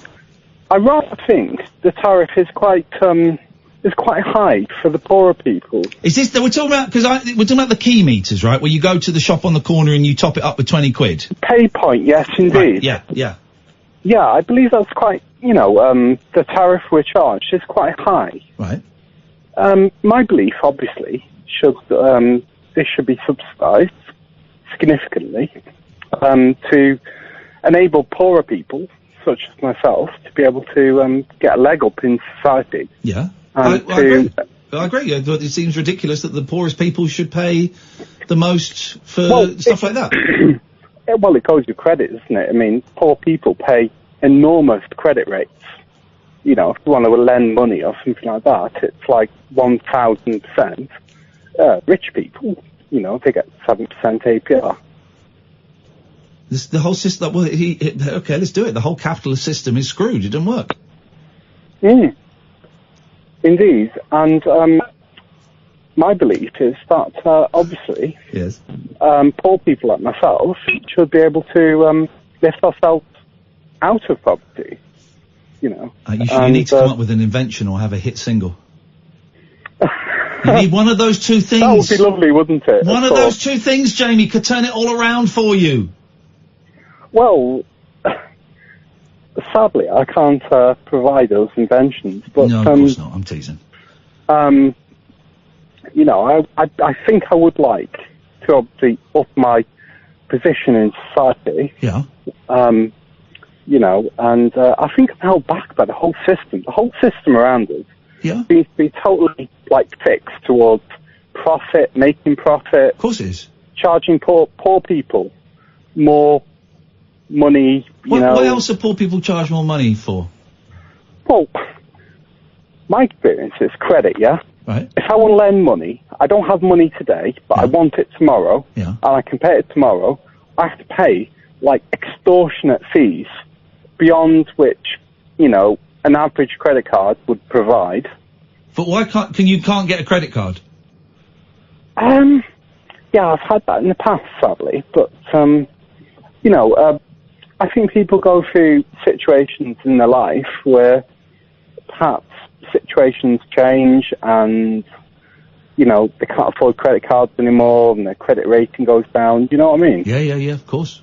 Well, I agree with you, and I can't disagree with you, and I don't know what else to say apart from I wish you the very best of luck, and I hope things pick up at some point. Oh, thank you very much. Thank you, Jamie. Thanks, man. I appreciate your perspective on that, and I wish you the very best of luck. The world is unfair, Shocker. It's pretty obvious. It's all screwed up. Thank you, Jamie. 0344 499 1000 is the telephone number. A sea of glowing, this is from the Times, a sea of glowing screens emerging from the crowd is a common sight at concerts as fans use their phones to record their favourite songs. But now one of the world's biggest stars has acted against what many see as the menace of mobiles at gigs. Madonna has banned phones from her Madam X World Tour that started in New York this week. The promoter confirmed that the ban would be extended to the tour's 15-day residency at the London Palladium in the West End next year, making it the first big mobile-free concert in the UK. Good luck with that. She's totally out of touch. The world has changed. She's totally out of touch. The concert, I think she's doing it because she's lousy live now. I think that's what it is. The whole concert scene has changed. One of my favourite artists, right, is Arthur Lee. He's dead now. He's the lead singer of Love. And he was a very, very bitter man because he got fleeced by record labels. He was a little bit racist. He thought he was always being fleeced by the white man. He's a black guy. He was always being fleeced by the white man. But I've been at a gig where someone was filming it on quite a big video camera, and he picked up the camera and smashed it, and he saw someone with a tape recorder and picked it up and smashed it, right? Then he went to prison for 8 years, and within that time, the internet and mobile phones had kind of come out, and he came out and the band said to him, Arthur, just to let you know, everyone records concerts now, everyone shares them online, no one's losing money because no one was ever making money out of them, but it's the norm. All right, so if you see someone with a camera filming it, he said, just let them do it. That's what happens now. And that is it. For better or worse. I mean, I remember back in the day, the 80s and the 90s, you go down to Camden or to a record fair and there'd be a guy with a big rack of VHS videos, Oasis Live, the Divine Comedy Live, all stuff filmed.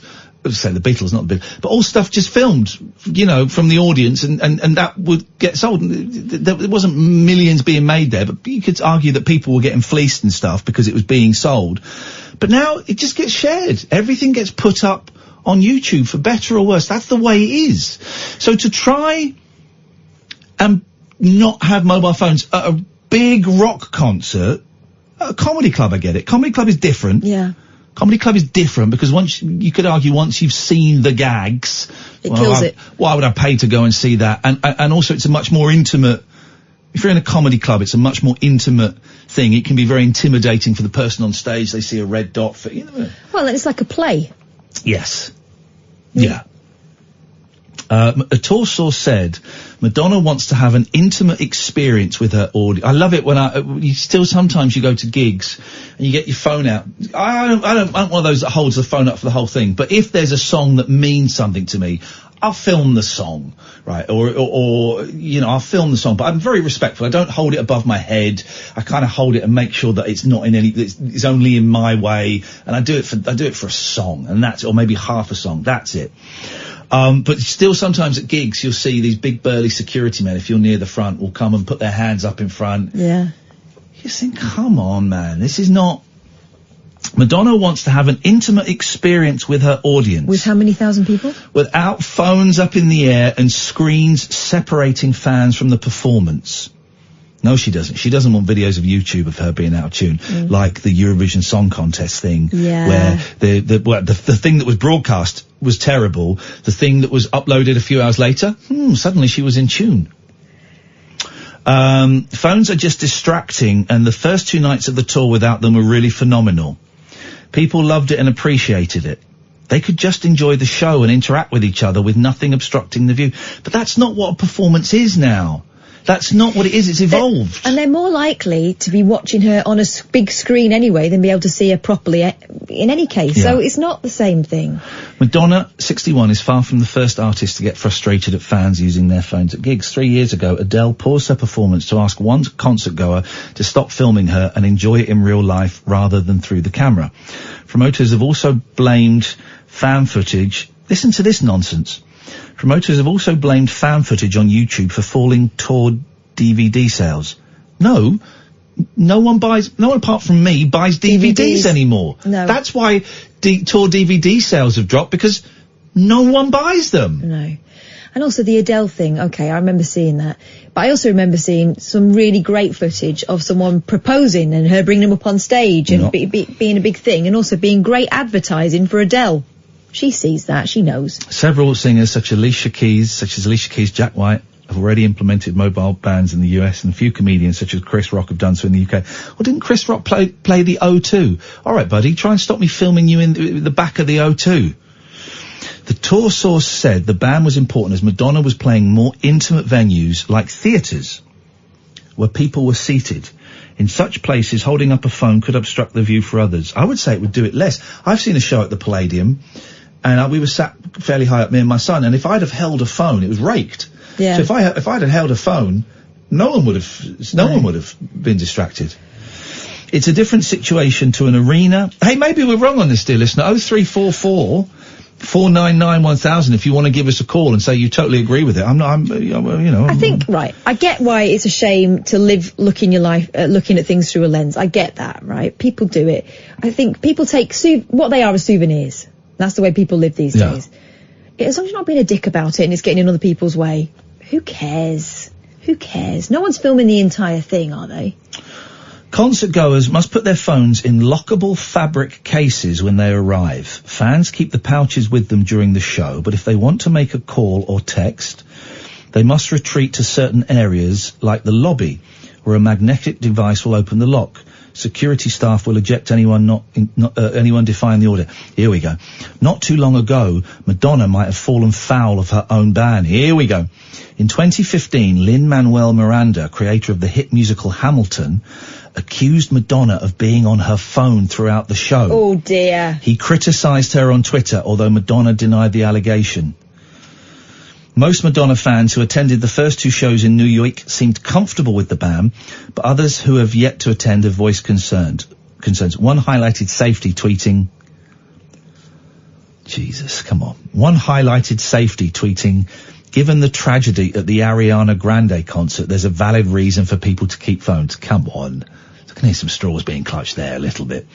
The tour source said users can keep their phones with them on vibrate and retreat to the quieter areas if necessary. I think that's a little bit, Jeff. Or, this is just Madonna getting people talking about her concert again. Oh, Madonna!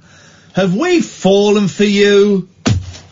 I'd like to go and see Madonna. If anyone's got a couple of free tickets, I don't want to pay necessarily, but I'd go and see Madonna at the Palladium. The Palladium's a great venue. It's nice, intimate theatre. It wasn't maybe it was the Palladium I saw Brian Wilson, I can't remember. James, will come to you in a second. 0344 499 1000. This is Talk Radio. The Late Night Alternative with Iain Lee on Talk Radio. By the way, if you come and see any of our stuff, you take pictures and film as much of it as you want. Just film it in landscape, not portrait. Yeah, we actively encourage it. Yeah. Take pictures in portrait or landscape, I don't care, but if you film it in landscape, if I see you filming it in portrait, you will be tossed off the premises. So, but you come and film whatever you want, we don't care. We don't care. 0344 499 1000. Good evening, James. Hello. Hello. How is everyone? None of your business. Good. No, I went to a gig I went to a gig in America, and I think Chris Rock did it at the Wembley as well. What they do is they confiscate your phone, stick it in this little foam black envelope thing, so you can't access it through the entire gig. And they do this for all 30,000 people. What? All of them, though? Do they keep Every single phone. Do they keep it, or do you get it back? No, you have your phone, but it's in this envelope that you can't rip. Trust me, I've tried ripping this flipping envelope open. Gosh. And so, but you have designated areas where you can access your phone that's outside the venue if you've got like an emergency call or something, but you can't access this phone outside these areas. Feels to me like the only answer for the die-hard bootlegger now is to take a sketch pad and a load of pastel crayons in there and do like a court report type thing. Or a nice brass rubbing. By the way, can I just pay tribute to all of the video bootleggers in the 1980s? The guys and the gals that smuggled in video cameras the size of suitcases to film really poor quality VHS bootleg videos. Because I've got loads of them. I still got them. Thank you. Thank you for your hard work. God knows how you smuggled that camera in, but let's just say that is appreciated. Mm-hmm.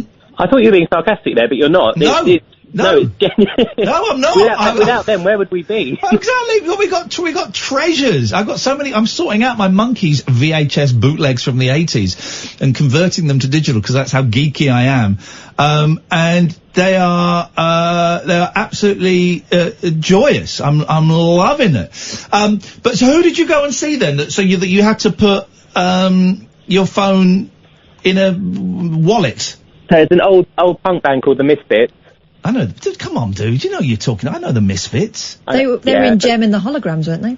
They're called the Misfits. No, it's not just different Misfits. Oh.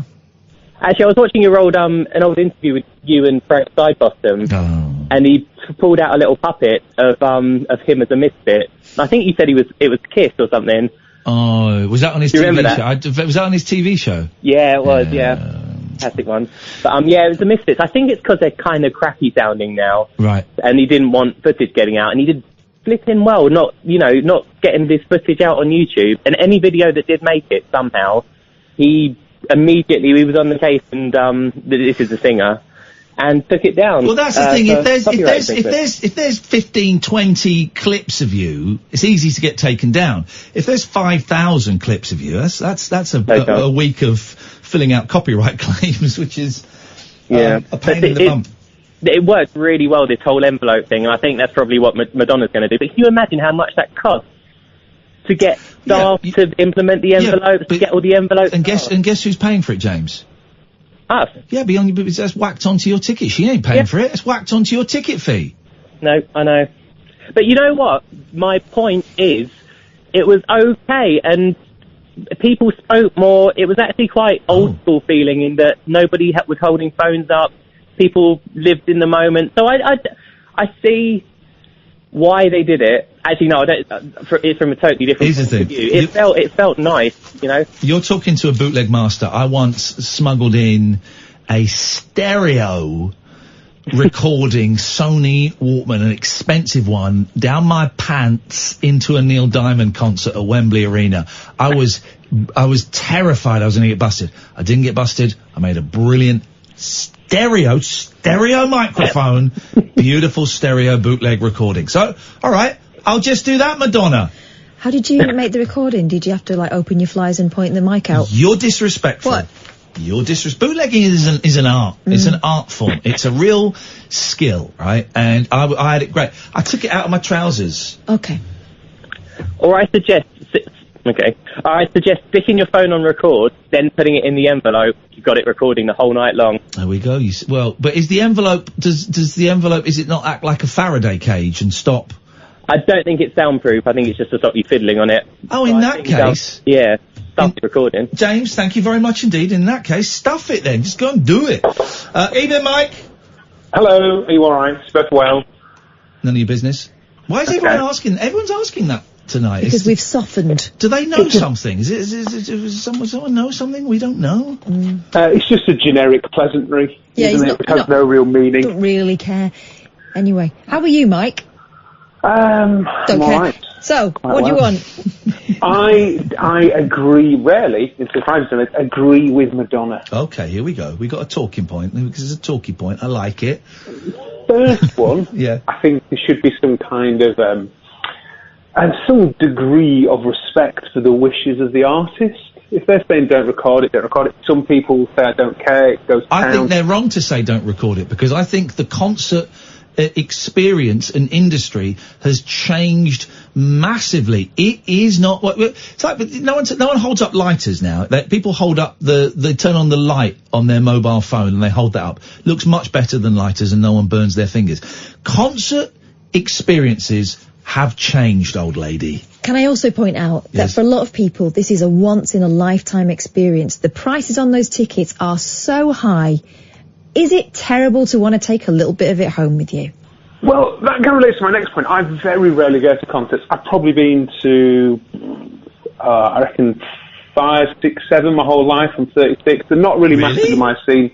It is not my. I don't usually enjoy it. I get annoyed when I have to sit down halfway through and just think, I like sitting. Now I like to sit down in a concert, and I get annoyed when they start playing fast ones and you've got to stand up and you think, oh, come on, man. And what you really don't like is when they try and get everyone to clap along. Oh, here's my tip, Mike. Next concert you go to, and I learnt this a long time ago.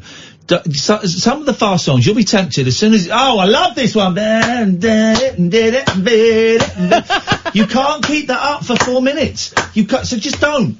Don't. It's not the fitness aspect of it. I can manage the fitness aspect. Okay, we've got a tough guy here. Clapping is classified as fitness now, is it? The last concert I went to, which I enjoyed enormously, was Macklemore. Actually, not your cup of tea. Yeah. But I'm 6'1", and all these dudes in front of me were holding up phones. I was like, say, 6 rows back, standing rows back. Yeah. I couldn't see to the phones. I was like, this is. I think you might be exaggerating slightly. No, I'm not couldn't see, but my there we go. Come on, Mike. Well, it was distracting. Anyway, my field of vision was significantly obscured. Tell them to put by it the down. number of mobile phones in front of me. Tell them to put it down. There was about 150 people in front of me. Right. Here's what you need to do. Get in early and get a better position. Make yourself one of those things that they used to do on Blue Peter for royal visits. You know, one of those periscope. A periscope. Yes. Get that bad boy out. Let's see, put the phones down. No. I think you've put me off going to concerts now. No, lady make good point, me think. Lady make good point. Do you remember those? I know what you mean, Mike. It is distracting, but I mean, if it's directly in your face, if it's someone with a tablet, you're going to get a punch in the back of the neck.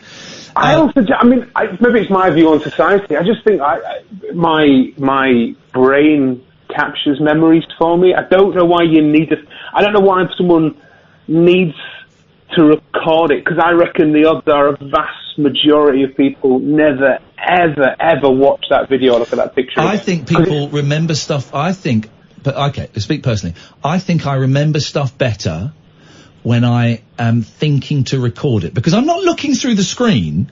I'm not living it through a glass screen. I'm still looking at the thing. I'm checking that. Yeah, I've got it in shot, and I'm still looking at the thing. And I think the fact that I've got my phone out and I'm doing that makes me remember it better in my brain. That sounds like bullshine. I'll get stuffed. Well, okay, here's an idea then. Why don't some concerts just have phones and some concerts not? And my easy thing is, that kind of goes back to my earlier point. If Madonna says don't use your phone, then just don't get serious if you want to use your phone. If Paul McCartney says use your phone, go to Iain. It's simple. What if Madonna says erotic, put your hands all over my body? Will you do it? No, because when I was 13, I had a teacher called Mr. Denton, and he said, I can also do his voice, when I think of Madonna, it makes me get an erection. And looking back, you probably would get reported to the police for that now. So I just think of Mr. Denton, and he had a hairy Adam's apple. Thank you very much, Mike. Gosh, that was a full and complete answer. Very detailed response there from Michael Ben. We'll come to you after the news. Very, that really went somewhere I didn't expect it to go at all. Thank you, Mike. Well, the insight explains a lot, actually. Another hour of this nonsense to go. We got a talking point. This is finally 3.5 years in. We've got a talking point. Banning phones at concerts. We talk about that. We've got other bits and pieces as well. And you can call us about anything. You know the score here, dear listener.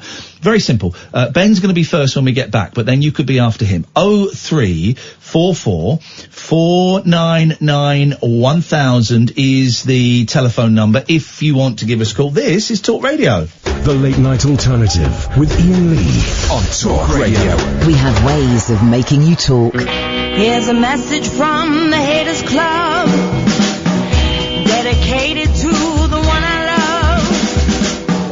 I've been cursed by your wicked kiss. Once felt it's forever missed, forever missed. I'm a member of the Haters Club, and I'm hating every minute of me without you, you without me. Give me some of that misery, that misery. I'm a high hater. I run with the best like Darth Vader and the witch of the west, poisoning apples to make you ill, like Cruella de Vil. I'll set you up for the kill. It's such a twisted state of bliss, indulging in such hatefulness. I just need a prequel to redeem my evil, 'cause I wasn't always like this, like this. Seeing couples hand in hand makes it hard for me to understand. Me without you, you without me. Give me some of that misery, that misery. I'm a high hater. I run with the best like Darth Vader and the witch of the west, poisoning apples to make you ill, like Cruella de Vil. I'll set you up for the kill. Unjinxed with the curse, I got nothing but bad luck. Could I be superstitious? Don't blink, cross my heart, hope to die.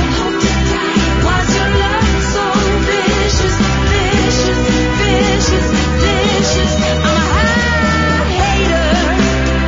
I run with the best like Darth Vader and the witch of the west, poisoning apples to make you ill, like Cruella de Vil. I'll set you up for the kill. Here we go, dear listener, last hour. Run with the best like Darth Vader and the witch of the west. 0344 499 1000. Make you ill, like Cruella de Vil. I'll set you up for the kill. Love Imani Coppola so much, man. New album coming out soon. She's kind of been. I've not spoken to her for ages. She was suggesting she might do some shows in New York. If she does, I'm going to go over to New York and see her, man. 0344 499 1000. The Late Night Alternative every weekday between 10 at night and 1 in the morning with me, Iain Lee. Who you lady? Catherine Boyle. Let's go to Ben. Good evening, Ben. Good evening. Good evening, Cass. How are we? Very flamboyant good evening from Ben there. I like this guy's style. Oh, I'll try it. What can we do for you, Ben? What have you got for us tonight? Well, I listened to the show earlier, and you're on about basically people just ripping off the poor, underpaid people. And I've just come out of a marriage, and everything was in her name, and I've basically had a phone contract in her name, and now I can't get jack diddly squat. And it's just wrong. Why did you have a phone contract in her name, if you don't mind me asking? What was the benefit, what was the thinking behind doing that? She wanted everything in her name. But your phone contract? Yep. That's just wrong. Well, that sounds, peculiar, to put it lightly. Why did you why did you agree to that? Your guess is as good as mine. Yeah, I was in one of them places. Yeah? I rang up a few weeks ago. Yeah.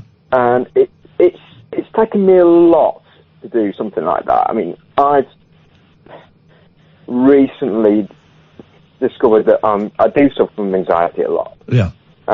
It's taken a lot for me to actually ring up a national radio show, especially speak to you guys as well. It's a weird thing to do, man. Listen, it's a weird. When the few times I've phoned up radio shows, I get so nervous doing it. It's something. If I'm on the phone for an interview, easy. If I'm phoning up because I want to say something, I get terrified. So you're not alone, Ben, in feeling anxious. So well done for doing it. Most people don't. So well done. I'm proud of myself for doing it. Good.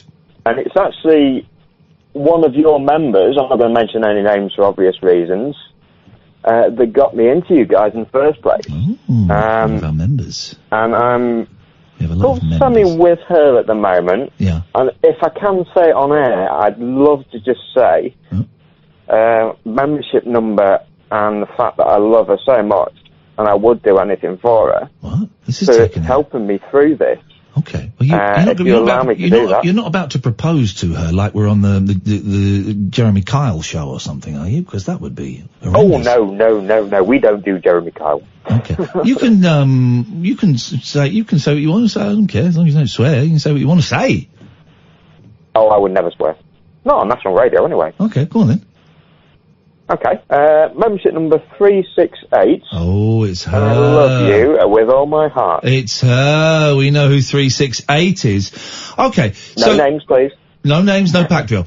So you had nothing in your name for your marriage, and now because I don't know how this works, because I have always had stuff in my names. I've always had a good credit rating. I've always paid off stuff. I've been fortunate. So because you haven't had anything in your name, you can't get a mobile phone? I can't get anything in my name now. You can't get a mobile phone?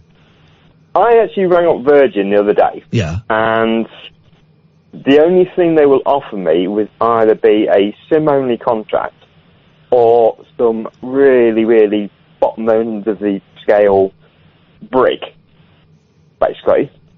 So, unless you've got credit history, you can't get anything. Oh, because phones now, people don't buy the phones. I live such a different life, Ben. I live a very lucky life, but I always, if I want a phone, I'll buy a phone. I ain't getting tied into no 18-month, 2.5 year contract. None of that nonsense. Okay, so you lease, you're paying for the phone over the thing. Okay.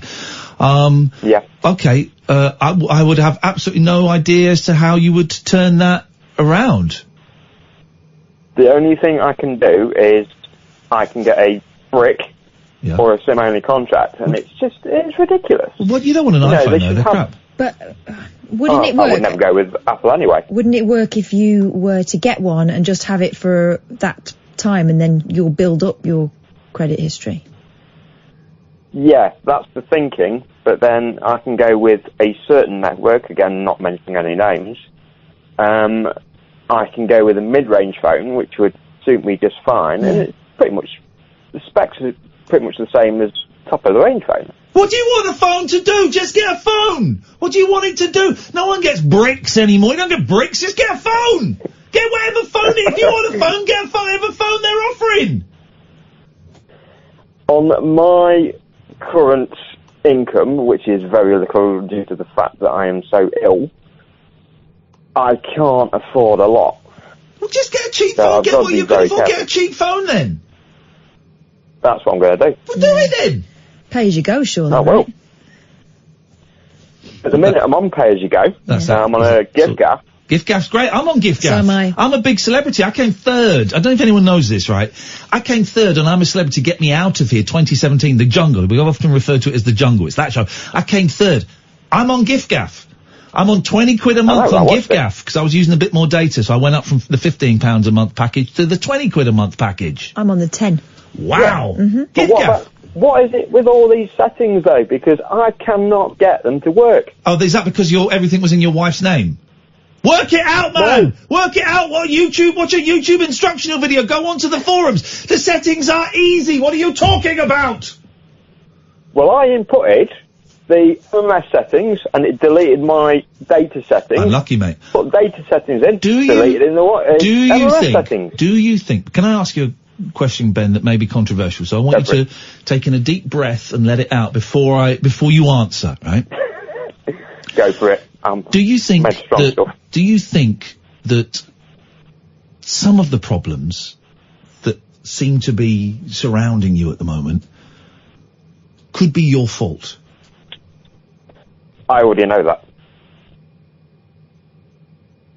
I know the fact that, you know, as I say, it takes a lot for me to ring up a national radio show, speak to you guys, speak to the nation. Yeah, well. And, you know, I'm trying to patience myself. Yeah. And I struggle day to day trying to keep my temper, trying to keep me calm. Yeah. Trying to cope with day-to-day life sometimes, but I'm taking each day as it comes. You know, I've met a very special lady. I'm happy. 338. In that respect. But I think sometimes I do get, what's the word I'm looking for? I do get, you know, anxious. Yeah, overwhelmed? Yeah. Let me tell you something, Ben. You listening? Yep. You're a good man. You have a good soul. The world is not out to get you or to make life hard for you. Patience is the key, and you can achieve what you want to achieve. You have the skills within you to do that, and you are loved. Take that away and do with it what you will. Oh, I will. Thank you, Ben. No worries. There we go. 03444991000 is the telephone number. Let's go to Jessie. Good evening, Jessie. Hello, Ian. Hello, Jessie. My friend. Hello, buddy. Hello. Buddy. I see you as friends now. Oh, don't turn up at my house uninvited. You will not be let in. Because I'm having a bad pain night tonight. A bad pain night? You're helping me through it. Sounds like a sex club. I put in the order for the vinyl. You put the order in, have you? Yeah. I did it at 11:15. Yeah. Okay. Well done. Good. Well, then you're gonna get one. Oh, what have I said? No one like that. What I want to talk about. Yes. Is Nigel brought up a sore point. Okay. On a general term. Back to that sex club. Yes. I know the power companies really do take advantage of people like us that are vulnerable. Yeah. But I was just thinking, you can get on priority because of his age. Here's the thing, we can't, and I know what you're doing, Jessie, and thank you, and it's appreciated, but we can't give any more advice to Nigel. We can't, people, I know it is a shame. People, you know, we've had lots of people getting in touch and tweeting us with, you should do this and you should do that. We can't. We've done everything. No, I'm not having a go at you. in fact, it's good that you've said that, because we've had a few people suggest that online, and it gives me the opportunity to say thank you. It is all appreciated, but trust us, me and in particular in this regard, Catherine, we have done everything we can. We've spoken to everyone we can speak to. It's out of our hands now. It's in Nigel's slightly greasy, in as much as things keep falling through his fingers, hands. And you know how much you are trying to charge me a month? I don't know, Jessie. No. Single person. Go on. I only use a little bit of extra electric because I've got a wheelchair. Yeah. Electric, you know, the medical beds. Yeah. It's only pence. £200. They started charging me 60 and 80. That was fine. But once they started 200, I refused to pay. It's ridiculous. Well, there you go. I do not like people, and a lot of people, it's a standard tariff they put us on. Yeah. Then you can't get out of it. I'm a switcher. I'm a switch. Yeah, but you can't switch if you owe them money. Oh, well, I suppose so. It's a... But it's bad, isn't it? It is bad. It is lousy, Jessie. You shouldn't be spending money on two idiots making a crap record when no money goes to charity then. What? Sorry? What do you mean? I'm talking about us, you muppet. No, you're wonderful. We are wonderful. You're a silly sausage, and you're making me blush. Jessie, have a good night. That's why I like to ring, and you help us, so many of us. Well, you're very, very kind, Jessie. Difficult evenings. You're very kind. I hope the pain gets a little bit better. Probably get better around about 1 o'clock when me and Catherine stop broadcasting and Martin Kelner comes on because he's very good. 0344 499 1000. This is Talk Radio. Jacked up jive talk for janitors, jazz cats, and gin-soaked boys and girls. Jackamundo. If you're awake, you're welcome. I've got 5 cactus needles stuck in my... The Late Night Alternative with Iain Lee on Talk Radio. If anyone knows why Limmy stopped his stream earlier on tonight, something's obviously happened. The Late Night Alternative. Let's take calls straight to air for the end of the show. We tried to do this last Friday, and of course the £25 million studio owned by Mr. R. Murdoch and Ms. R. Brooks didn't work. I think they might have got it done on the cheap. So we'll take calls straight to air and we'll keep our fingers crossed that it works. 0344 499 1000. 0344 499 1000. You phone up, don't swear, don't be libelous. There's a 7-second delay. We've talked about loads of stuff tonight. You're welcome to dip into any of that. Or, you can call in about anything, you want. I see the usual old, a-holes slagging off kids and people for trying to save the planet today. I hope the parents are fined. Everyone should be sacked. Get stuffed. They're having a nice little march. Triggered. Yeah, exactly. Snowflakes triggered. Just let them have a little march. Was it not too right wing for you? It wasn't ED upset they weren't protesting to save our Tommy from a life of life inside. Is that what it was? Good luck to everybody who had a little march today. Well done, you. I wish I could be bothered. Honestly, I wish I could, but I can't. I'm a really lazy man. Good evening, line 1. You're on the wireless. Is that me? It is. It's not you. Do you know who this is, Mr. Lee? Yes, I do, but I'm pretending I don't for part of the theatre of straight to air. I didn't realise we were doing straight there. I didn't hear by the time I was calling you. Yes. Oh, I wanted to talk about a song I discovered. Go on then. And the way I've enjoyed this song is thanks to you with the whole pina colada thing. Do you like pinas coladas? Pina coladas. Yep. But everyone's amazed I'd never heard this song, and it was only recently. And I'm going to hit you. You and Kath are going to see someone who's done a cover version of it. Are you ready? Is it Love Is in the Air? No. That's a great song. Mark Conn, Walking in Memphis. Oh. Walking in Memphis. That's a great song. Yeah, I mean it's a little bit. It's a blinder song, don't you think? I find some of the lyrics a little bit ham-fisted. Boy, are you a Christian boy, sir? I said, man, I am tonight. And I saw, story. I saw the ghost of Elvis, and Union Avenue, followed him up to the gates of Graceland, and I watched him walk right through. Right through. Security, they did not see him, they just hovered round his tomb. There's a pretty little thing waiting for the king down in the jungle room. Down in the jungle room. I'm actually really going off the song. I remember seeing Mark Cohen perform that. Is Mark Cohen? Mark Cohen? Con. I remember seeing Mark... C-O-H-N. Yeah, we know, we've heard of it. I remember seeing Mark Cohen perform Don't say like that. In French, that's a very rude word. Okay, I remember seeing Mark Cohen perform it live on Pebble Mill. At 1. Gosh. Most of my musical performances of watching Pebble Mill at 1. I remember him doing it. He did it live on a piano forte. They call it piano. Was Pebble Mill the one where they had that famous baby Paul Shane, wasn't it? He was on that one doing a terrible. He was on that one singing live. Yeah. Here's the phone in. Right? Here's the phone in. Musical acts you saw on Pebble Mill at 1. 0344 499 1000. Wasn't there that famous one where the soundtrack went and the band didn't join in? That wasn't Pebble Mill. It was. Pebble Mill? Yeah. Go on. Paul. Something Paul? What's his name? Nina Paul? Something Paul. Hang on. Something Paul. Yeah, his name was... There must be loads on YouTube. His surname was Paul. Jean-Paul. Paul... Owen Paul. Pebble Mill. It's a Milli Vanilli moment. Owen Paul, he did a good... My favourite waste of time. Yeah. Right? Look it up. he completely misses it. He obviously can't hear the track playing. Hang on a minute. Owen Paul. I mean, it's beautiful Pebble Mill. sheepish It's the first thing that comes up. Owen Paul, Pebble Mill. Oh no, hang on a minute. Well, here's the first one that comes up. This is for you, Sloop. Hang on. This is, Go on, hit it. Hang on a minute. We've got to just jump past these adverts. Oh, what a time for the internet to stop working. Ah, man. Go on to 3G.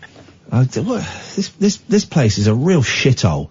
I get in trouble for saying that. Yeah. Mum. Oh, come on. Hang on. I got my book, by the way. Well done. Congratulations. What a hoot. It's not going to work. YouTube's not working. Okay. All right. Well, I'm glad you got the book. Thank you very much for that. 0344 499 1000. Taking calls straight to air as they come through. What have you got for us, Catherine Boyle? All right, I've got this. Using your phone while you poo can cause piles. Yeah, I can vouch for that. Oh, that's what did it, is it? No, my piles were before, mobile phone technology. I've had piles for a long time. I haven't had piles for ages, actually. Do you think that might be stress related? My a-hole is in excellent condition. Good news for everyone. And that's good. I know that Duncan Barks is listening tonight, so Duncan, if you could pass that around the radio presenters community, that my bum is on top form at the moment, just so that those guys know. Bum status normal. Bum status update. It wasn't long ago when American bathrooms were filled with dog-eared paperbacks and back issues of magazines. Here's the news for you, America. Same here. America. All the reading material you could need while you did your business. You know you're constipated if you read all the shampoo bottles as well. That's my little addendum. These days, however, paper reading material is in the jar and is probably pretty scarce. A 2015 survey from wireless carrier Verizon? It's, like Horizon, Verizon. Shows that 9 out of 10 people bring their smartphone with them to the bathroom. But prolonged sitting, which can happen if you get very absorbed by your smartphone, can up your risk of hemorrhoids. Gosh. Experts are concerned. Colorectal surgeon Dr. Karen Zagayan explains it's not the actual act of using a smartphone that's a problem. Rather, sitting on the toilet for a prolonged period of time can definitely lead to hemorrhoid problems. But isn't that because if you're there for a long time, it's probably because you're constipated? And if you're constipated, you're probably straining. No. Isn't that it? No. What causes hemorrhoids then? Bad diet, straining. All right, so straining if you're in the toilet for a long time. Yeah, but you're putting two things together. It's not just sitting down, is it? I sit down a lot. I haven't got You're piles. putting two things together that don't necessarily go together. You're putting being in the toilet a long time with straining. Those two things don't necessarily go together. Why would you be in the toilet a long time? Do you know, did your dad not in the 70s and 80s, after Sunday dinner, he'd take the paper upstairs, and go, I'll be back in an hour. Yeah. And would sit on the lavvy for an hour. Yeah, my dad. An hour? What? I'm a dad. I eat food on Sundays. I haven't had a roast for a while, actually. I could sit on the toilet for an hour. That's insane behaviour. My dad used to call it a constitutional. Right, yeah. Which I think is actually supposed to be a walk, but his constitutional would be to go upstairs and blow the toilet up for a good hour, and you could not go anywhere near there. I suppose back in the day, because dads didn't really go for a nap back in the day, and that was how they get their peace from the kids, was to read the Sunday People or the Sunday Mirror or whatever, News of the World, and sit on the lavvy for an hour. And avoid the washing up. Yeah, I suppose there is an element of that. I want some phone calls. Should we check the phones are working? Because we had this last week. We all left very downhearted, going, but or spent a lot of the show. No one's calling in, guys. It doesn't work anymore. And then we found out that the phones weren't working. So let's just have a little checksy. Calling Talk Radio. Calling Talk Radio. Minus national rate. Your call will be answered shortly. That's funny. Look. Says on the screen, Iain is calling. But that's not me. Ah, look. My number's... Oh, Jesus, the phone's up. Can we file a fault report, please? My number isn't coming through. That's not me. No. But let's see. Who's this then? Hang on. Hello? Hello? Who's that? Yeah, can I order a pizza, please? Yeah, of course, man. What do you want?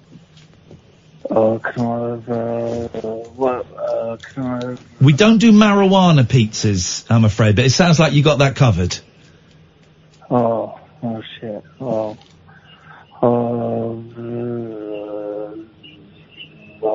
I tell you what, why don't you give us a call back when you know what pizza you want? Let's go to line 2. Good evening, line. I've not had a can I order a pizza for ages. Hello, line 2. Good evening, monsieur. Madame. Bonjour, dans la pôle sur la rythmique. Oh. L'amour. C'est le pôle rythmique. Rythmique pôle. L'amour. L'amour. L'amour. La rythmique, l'amour. Le méthode rythmique. Les tempos sur la 1, 2, 3, 4. Oh, thank you. Why do they say... Paul, No. here's a question. Why do musicians count off 1, 2, 3, 4, Mm-hmm. and dancers count off 5, 6, 7, 8? Oh, there's a thing. It's a good question, isn't it? It's not a joke. Yeah. I don't know the answer. I saw a dancer's clock once. It was great. Sorry? Yeah, all the... You saw a dancer's what? Clock. Clock, Paul. And it was great. And the only numbers on there were 5, 6, 7 and 8. Is it? Well, one would assume, this is probably wrong, that musicians, well no, I was about to say this is silly, but I'm going to say it, then we've got it out there. So if it's 1, 2, 3, 4, the implication is musicians are starting on the second bar, but they're not, and the 5, 6, 7, 8 dancers are starting on the first bar. But No, well, maybe dancing phraseology is 2 bars. Hang on a minute, Catherine, sorry, we've actually got a musician on the line, I was kind of... Yeah, but I'm a dancer. Trained. So, Catherine, you made me laugh so much. I am a dancer. Anyway, Paul. Yeah. Can I confound you both and add an alternative solution to your go on. inquiry? Because Catherine's got an idea and mine is rubbish. Dancers count in odd and peculiar times and meters that have they make sense to dancers, but normally have nothing to do with the way that the music was composed originally. This sounds like a really slow burn of the entire bullshit, yes. dance industry. He's just like, because he's in an orchestra, he's slagging off dancers. Well, the thing is, right, what he's saying is, while Paul's at the back of a big hall going boom, boom, boom, boom, boom, boom, the dancers are going dee dee dee dee dee dee dee dee dee dee dee dee dee dee dee dee dee dee. I think that's the scientific reason, yes. Yeah. If anyone knows, genuinely, it just popped into my head the other day. If anyone knows why musicians count off 1, 2, 3, 4, and dancers go 5, 6, 7, 8, I would love to know. It doesn't go like that. It goes 5, 6, 7, 8. Not 5, 6, 7, 8. I was doing it. 5, 6, 7, 8. Right, guys. Yeah. 1, 2.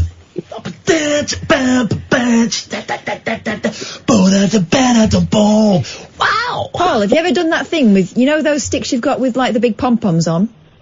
Yeah. Before a big piece, have you ever put them over your head, across them and gone...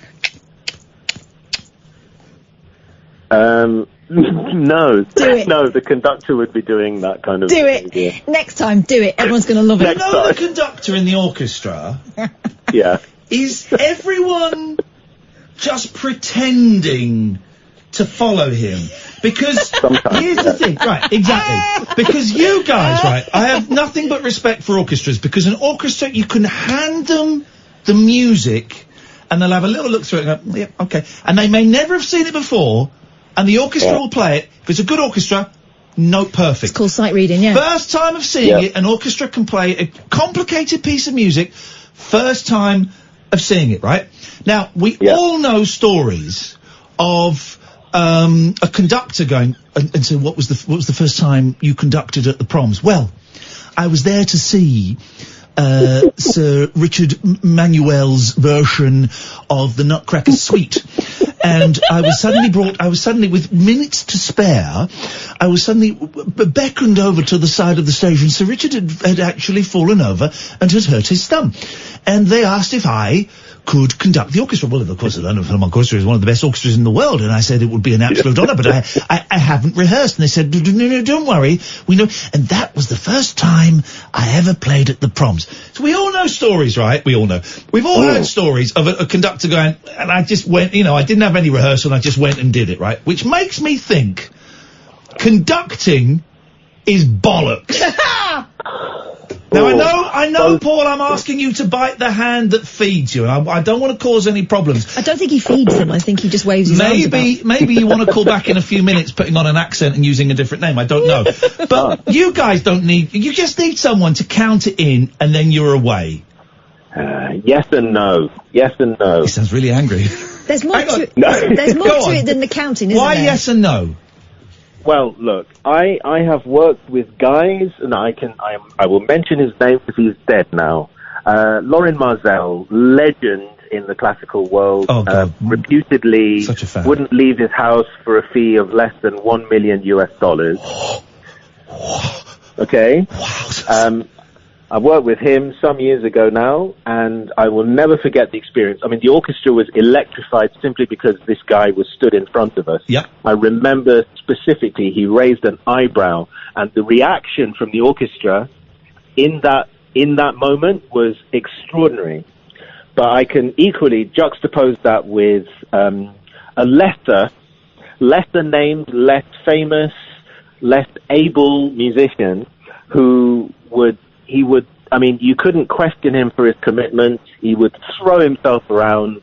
He was fully engaged with the music, but none of that energy he wasn't able to transmit any of that energy beyond the podium upon which he stood. Right. All fur coat and no knickers. Basically, yeah. Go on, sorry, carry on, go on.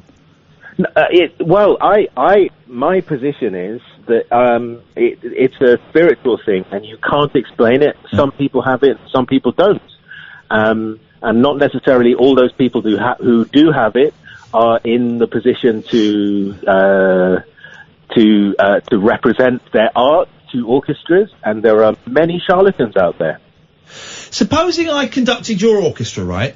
And obviously I haven't got a clue. We all think we can do it. We all think we can do it. Of course, obviously it's more complicated than just... But if I stood in front of your orchestra and you've got a bit of music in front, you've got a requiem or I don't know, whatever. You've got like an overture in front of you, right? And I'm waving my arms just as I see fit, right? And pointing at people and doing all that. and my arms are getting faster, and then as I get tired, they slow down a bit and all of that rubbish, right? Yeah. Would it have an audible impact on the music? Would the audience be able to go, the orchestra are playing really badly and it sounds like it's the conductor's fault? Or it would still sound really good because you guys... They'd ignore you. ...are well done. Well, no, but if they were reading me, if you were reading me, would it vary in tempo? Would it speed up and slow down? Well, you see, that's the thing. It depends. There are times when, for example, we'll get a child out of the audience to conduct, quote unquote, conduct the orchestra, and prior to that, we may have been given the instruction, please follow whatever their directions are. Right. In which case, we will oblige. But if we are given no instruction, if I clock that the conductor has no idea what he's doing, and my eyes straight away go to the principal first violinist, and I will follow him or her. In fact, I give you, well, without naming names, I specifically remember, this is some decades ago actually, I remember being booked for an ensemble that performed in London, and they were hired by a very rich individual who had absolutely no idea how to conduct, but was passionate about classical music. And, the fixer, having booked me, I turned up on my first day, and I was met by this gentleman who then said, just keep an eye on the leader. You'll understand what I mean once you started the rehearsal. And I understood very quickly. And, the concerts were entirely coherent, but it had absolutely nothing to do with the guy who was... I don't want to embarrass you, Paul, and this is unfair of me, because I'm springing it. I actually have a recording of one of those concerts with that guy, and this is what it sounded like, guys. This is... Excellent.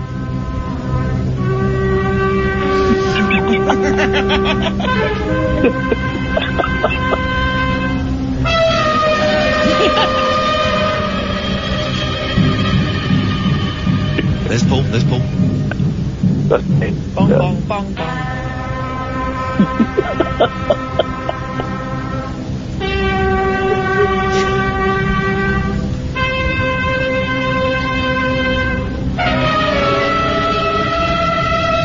It wasn't great, but luckily I don't think the audience noticed. That you got away with it. I don't think they did. Paul, always nice to talk to you. Thank you very much. I enjoyed that, and thank you for your patience talking to idiots. I'm talking about Catherine and the listeners, of course, not me. I know my stuff. Hello, line 1, you're on the wireless. Hello, mate. It's Jason Statham here. Wow, my favourite action movie star, Straith. Let me just turn the old holy lady-o off. There we go. That's a lot like the boss. Hello, Jason. Is this really Jason Statham? Well, of course it is, mate. Who else do you think it is? Can I ask you a question to prove it's you? Of course you can. Out of the 4 Transporter movies, which one do you think is the best? The Bull. Obviously, the one that I'm not in, I just catch the old checky doodles. He's right, he's a good one. Well, what can we do for you, Jason Statham?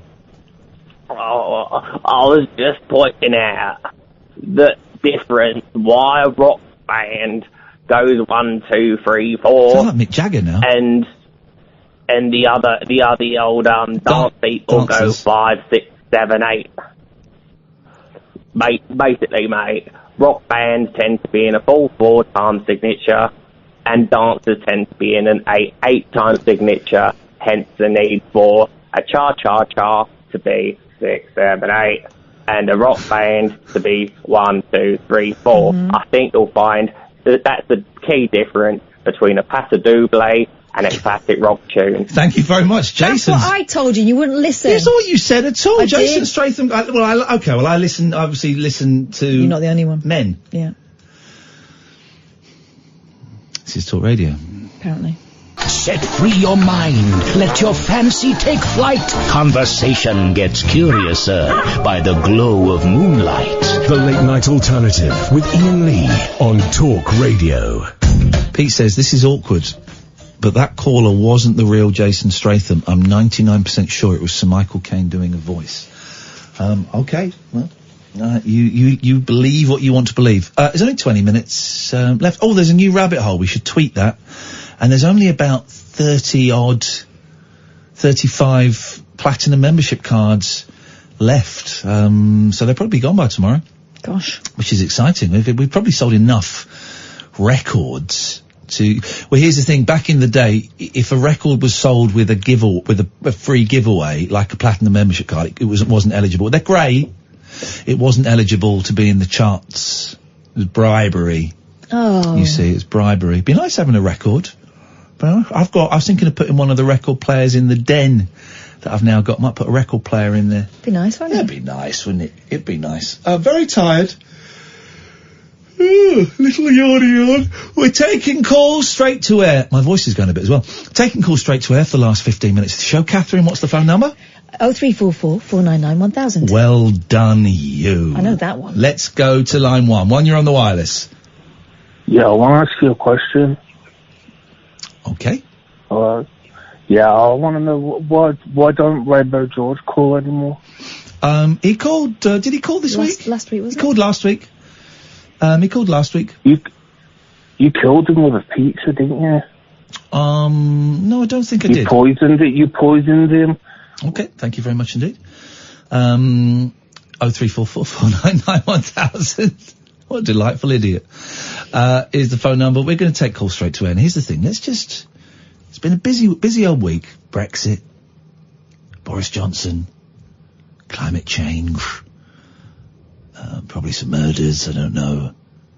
Other things happening. I actually haven't followed any of the news this week. J-Lo getting pole dancing back. We saw some of, and please don't ask us how. I saw some clips from the J-Lo... He said clips. ...movie. What's it called? It should be called Flashdance, because... Hustlers. When it's supposed to be about pole dancers and empowerment and stuff. Well, what it's really about is strippers who decide that they're making thousands of dollars, by the way. Right? She's making it rain from the get-go. Yeah. thousands, but they decide that they need to make some more money, so what they start doing is drugging and robbing their punters. Right. But we're supposed to go, yeah, girl! Woo! Well, I watched the bit where J-Lo dances on a pole. Mm.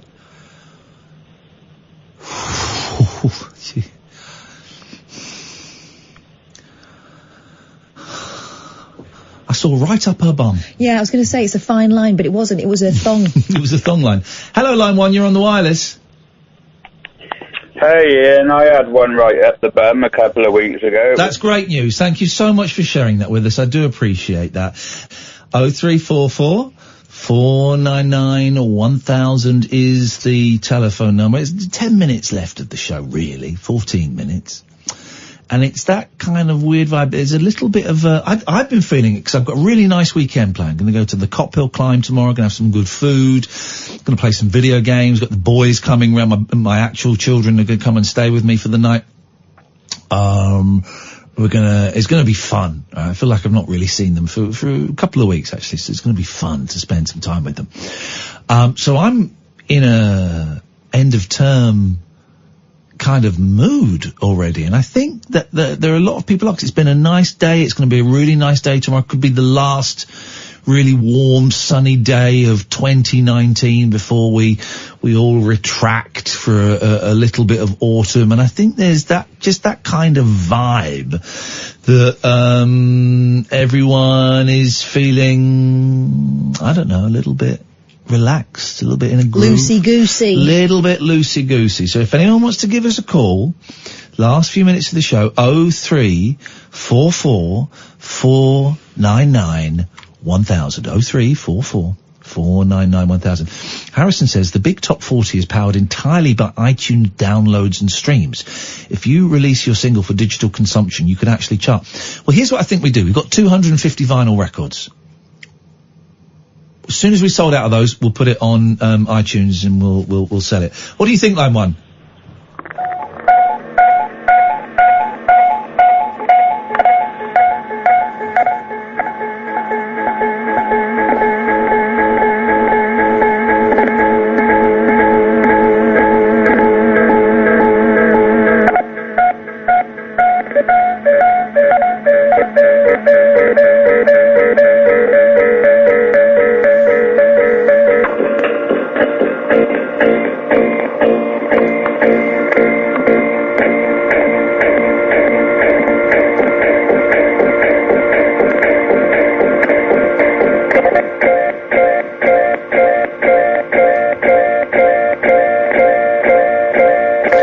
It feels like there's a tune waiting to come out, and I know it's not, but I like it.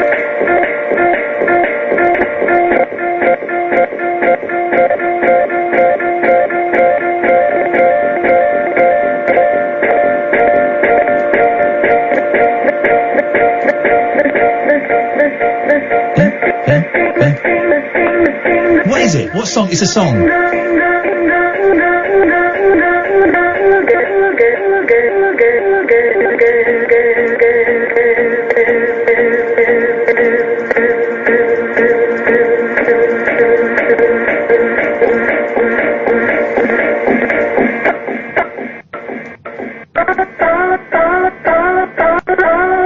Never guess. I like that. I enjoyed that. Thank you, caller. That was fun. Let's go to line. Again, we're only getting 2 lines show up. It's what a world. What a place. What a place. Yeah. Hello? Well, are you on the line to me down in Devon? Yes. Down in Devon? Yeah. Yeah. God, yeah, I can't believe some of the people who call in. You obviously, it's pub turning out time, isn't it? So, but you're talking to somebody who's stone cold sober tonight here. So, I'll be the judge of that. What can we do for you? Well, I just wanted to say what a great Indian summer we're having down in Devon. It's not technically an Indian summer. Well, despite the fact that Met Office say it's now autumn. Yeah, but that's not what India. That's not. I don't want to be a pedant with you, but it's not. It's not an Indian summer. It's a late summer, but it's not an Indian summer. Yeah, you could be right. Sorry. But anyway, it's great for people. I'm not a hotelier. I'm not plugging anything, but it's great to see people enjoying holidaying back in the good old seaside towns like Teignmouth and Torquay and bringing some money into our local economy down here. So I'd rather holiday abroad. I'd rather holiday in Italy or France or Spain, yes. Well, absolutely. Italy, the food, Tuscany. I'm going out to Venice next year. That's where I'm hoping to get engaged. Oh, whoa. Hang on a minute. I'm assuming you have a partner. I do, yeah. Does she know you're going to propose to her next year in Venice? Yeah, I'm an accountant, so I like to sort of plan ahead. But how can you plan? I know the answer. How can you plan an engagement? How can you plan a proposal? Oh, you can. What the Well, because I like to know the answer before I ask the question. I think behind a lot of romantic proposals, there's an awful lot of groundwork by the bride-to-be. There's got to be, hasn't there, these days? No, surely you've got to be fairly confident you're going to get a yes, but you never know. And surely it should just be a spontaneous, not spontaneous, but it shouldn't have been right. When we go on holiday next May, on the Saturday, I'm gonna propose. No, it won't be that. It'll be more like, do you know what? It'd be really nice at some point to get married. Anyway, what are you having? Red or white? That's what happens. Right. But you do it over time. You do it over time. So they think it's their idea, but actually she's said it all. Okay, well. She has, but that's it. Like, they plant these little seeds in your mind, don't they? And let it grow. Romantic. And, but it's all, they're in control at the end of the day. Oh, so romantic. Gosh, what a world we live in. Well, I enjoy Venice. I've never been. I've heard it's very expensive and stinky. It does smell a little bit. That's why I'm only going to be there for one day. The rest of the time I'm going to be up in Lake Garda. Yes, man! That's it. Well, listen, thank you very much for your call. It's appreciated. Let's go to line 2. 2, you're on the wireless. Hey, Ian, it's Hannah. Hey, Hannah. I've got the most pounding headache tonight, and I'm just feeling really... I'm up and down like a yo-yo. Get some ice. Put some ice on the back of your neck or on your forehead. That's all I've got for you. Open the windows. Be cold. Be cold. Be cold. Turn this crap off. Get some ice. Get cold. That's it. Yeah. I'm just really sad. Okay. I know you lost your cat this week, and that sucks. Yeah. Yeah, that sucks. I didn't think I'd be that upset. No, it's a member of the family, man. Of course it is. It's a member of the family, and it is upsetting, and she was, 10 years, wasn't she? Yeah. I just, every now and then, I think I can hear a meow. It's really silly. Yeah. At some point, it gets easier. At some point it gets easier, but at the moment, allow yourself to feel sad. That's why you got a headache, man. Allow yourself to feel sad and to mourn her and think of all the fun times and look at pictures and stuff and, mourn her like you would a family member, because that's what she was. I don't know. I know some people think it was just a cat, but I mean... those people are idiots. Even though my cat's brought in a mouse and there was literally a blood bath, a bath of blood in my kitchen last night. I was wiping up mouse blood from... the whole kitchen was covered in it. It was disgusting. Yeah. It'll get easier, Hannah, and I'm really sorry for your loss. It sucks. Oh, yeah, I know. All right, listen, take care. I'm going to move on because we've got a few more calls coming in. Line 3, you're on the wireless. I say line 3, only 2 lines are working, so it's line 2. Hello? Hello? Hello, you're on the air. Hi there. Hello, you're on the air. Hi there. Hello. You're on the air. I had a friend that died just the other day. I'm sorry to hear that. What's my stomach? It's okay. I'd only known him for a year. And when I met him, he was like, rather overweight and suffering from the I've forgotten what it's called now, but where your lungs don't work. COPD. COPD, that's right, yeah. And so, like, just walking across the road, he would have to, like, pause and catch his breath and all things like that. And I just made friends with him because I thought I'd help him with things because obviously he was tired and doing stuff. And the other day I went to knock onto him to, chat with him, only to find out he'd died. He was only a year short of getting his pension, as he told me, and he was really looking forward to getting his pension. But all that years of smoking had robbed it away from him. How are you feeling? I'm okay because, you know, I didn't know him that well, and it's sort of, in essence, it's a learning lesson for people who smoke. I've never really smoked, but it's the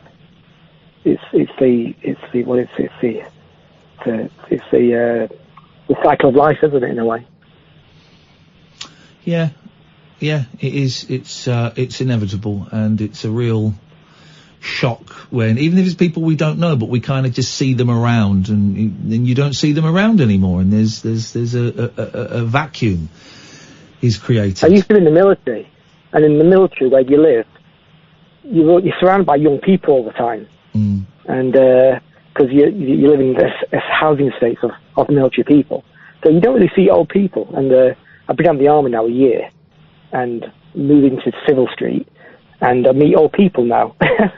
Well, you know, compared to the soldiers, if you like. And to me, it's like, it's a real shock of someone to die on me. Yeah. You know, because I'm not used to it. You're a good man, and well done for helping someone out. Okay. Well, have a good night. Thank you, man. I appreciate that. Thank you very much indeed. I like it when people just want to share something and they're not quite sure why they want to share it. Yeah. Just feel the need to get say it something out loud, yeah. Yeah. Let's go to line one. One, you're on the wireless.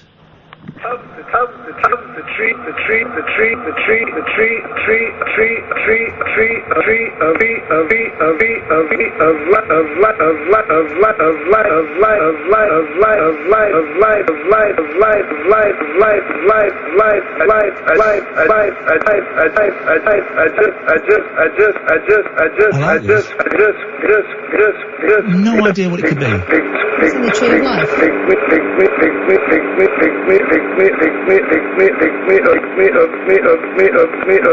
It sounds like he might be saying something a little bit rude. I don't think he is, but I think that's the effect. So let's move on. This could be the last call. Let's go to line two. Two, you're on the wireless. Bonjour, monsieur. Bonjour, madame. Ça va? I'm sorry. I forget French. Everyone knows ça va. Oui, ça va bien, merci. Et vous? No, I know, it really embarrassed me. It was one thing I always forgot at school, and I forget it now. I couldn't do for it. Catherine is... I know où est la poubelle and où est la gare. Où est la gare? And where is the bin? All you need to know. What can we do for you, Christina? We've got seconds. I know. I just want to say, the show last night was amazing. I've had so many nice likes on the tweet, and yeah, it was really positive vibes. But the show tonight has been rubbish, is that what you're saying? I'm not saying that, I'm just saying last night was amazing. It was a nice little show last night. I enjoyed it. The phones broke down last night. So we had to do the whole thing on my computer on Skype. It was, we might as well have stayed at home, to be honest. But it was a lovely little show, and I'm glad you enjoyed it, Chris. I'm just going to take one last call before we find out what's happening with Martin Kelner. Line one, you've got about 20 seconds. Iain and Kath. Oui? Yeah, thanks a lot for you a few weeks ago. I rung you up. It's Dean from Wakefield. Oh, it's Dean. How you doing, Dean? Not so bad, mate. I'm just rung you up. I'm feeling a bit better off now. Dean, listen. Please don't take this the wrong way. We have to go. I'm really glad you called in. I was wondering if you were going to call in this week, so it's nice to hear you. Next time, call up when there's more than a minute left of the week to go. Maybe give us a call early next week if you can. It'd be good to have a chat. I will do, Iain. I promise you, I will do that Monday. Take care of yourself, Dean. It's nice to hear from you, brother. All right, mate. Cheers. Thanks, man. Bye-bye. That's Dean who... Dino. Trolled us mercilessly for years. Sent us foul abuse on Twitter. Phoned up last week to apologise and explain that he's been going through a tough time. It was really quite amazing, actually. Really amazing. Really lovely to hear from you, Dean. I look forward to hearing you next week. Martin Kelner, 5850 exactly. Excellent. I've got Cheryl Baker on the show. Oh! We love Cheryl Baker. Yeah, we do, don't we? Yeah, of course. Talking about Eurovision, BMG, the record company, going to take over. And we keep trying. But it's rather like the First World War. You know, they say, we better interview them when we've got the chance because they'll all be dead soon. Yeah. Anybody who's ever fought in the Second World War or whatever. And, of course, anybody who's ever won Eurovision will be dead soon. But obviously not Cheryl. Is that a threat to Bucks Fizz and to Katrina and the Waves? Katrina and the Waves, I've got that there. Yeah. She's got what's she called? Katrina Leskanovich or something? Something like that, yeah. So anyway, Cheryl Baker's on the show. 50 exactly. 50 exactly. And that's what's happening, nothing else much. We are Talk Radio.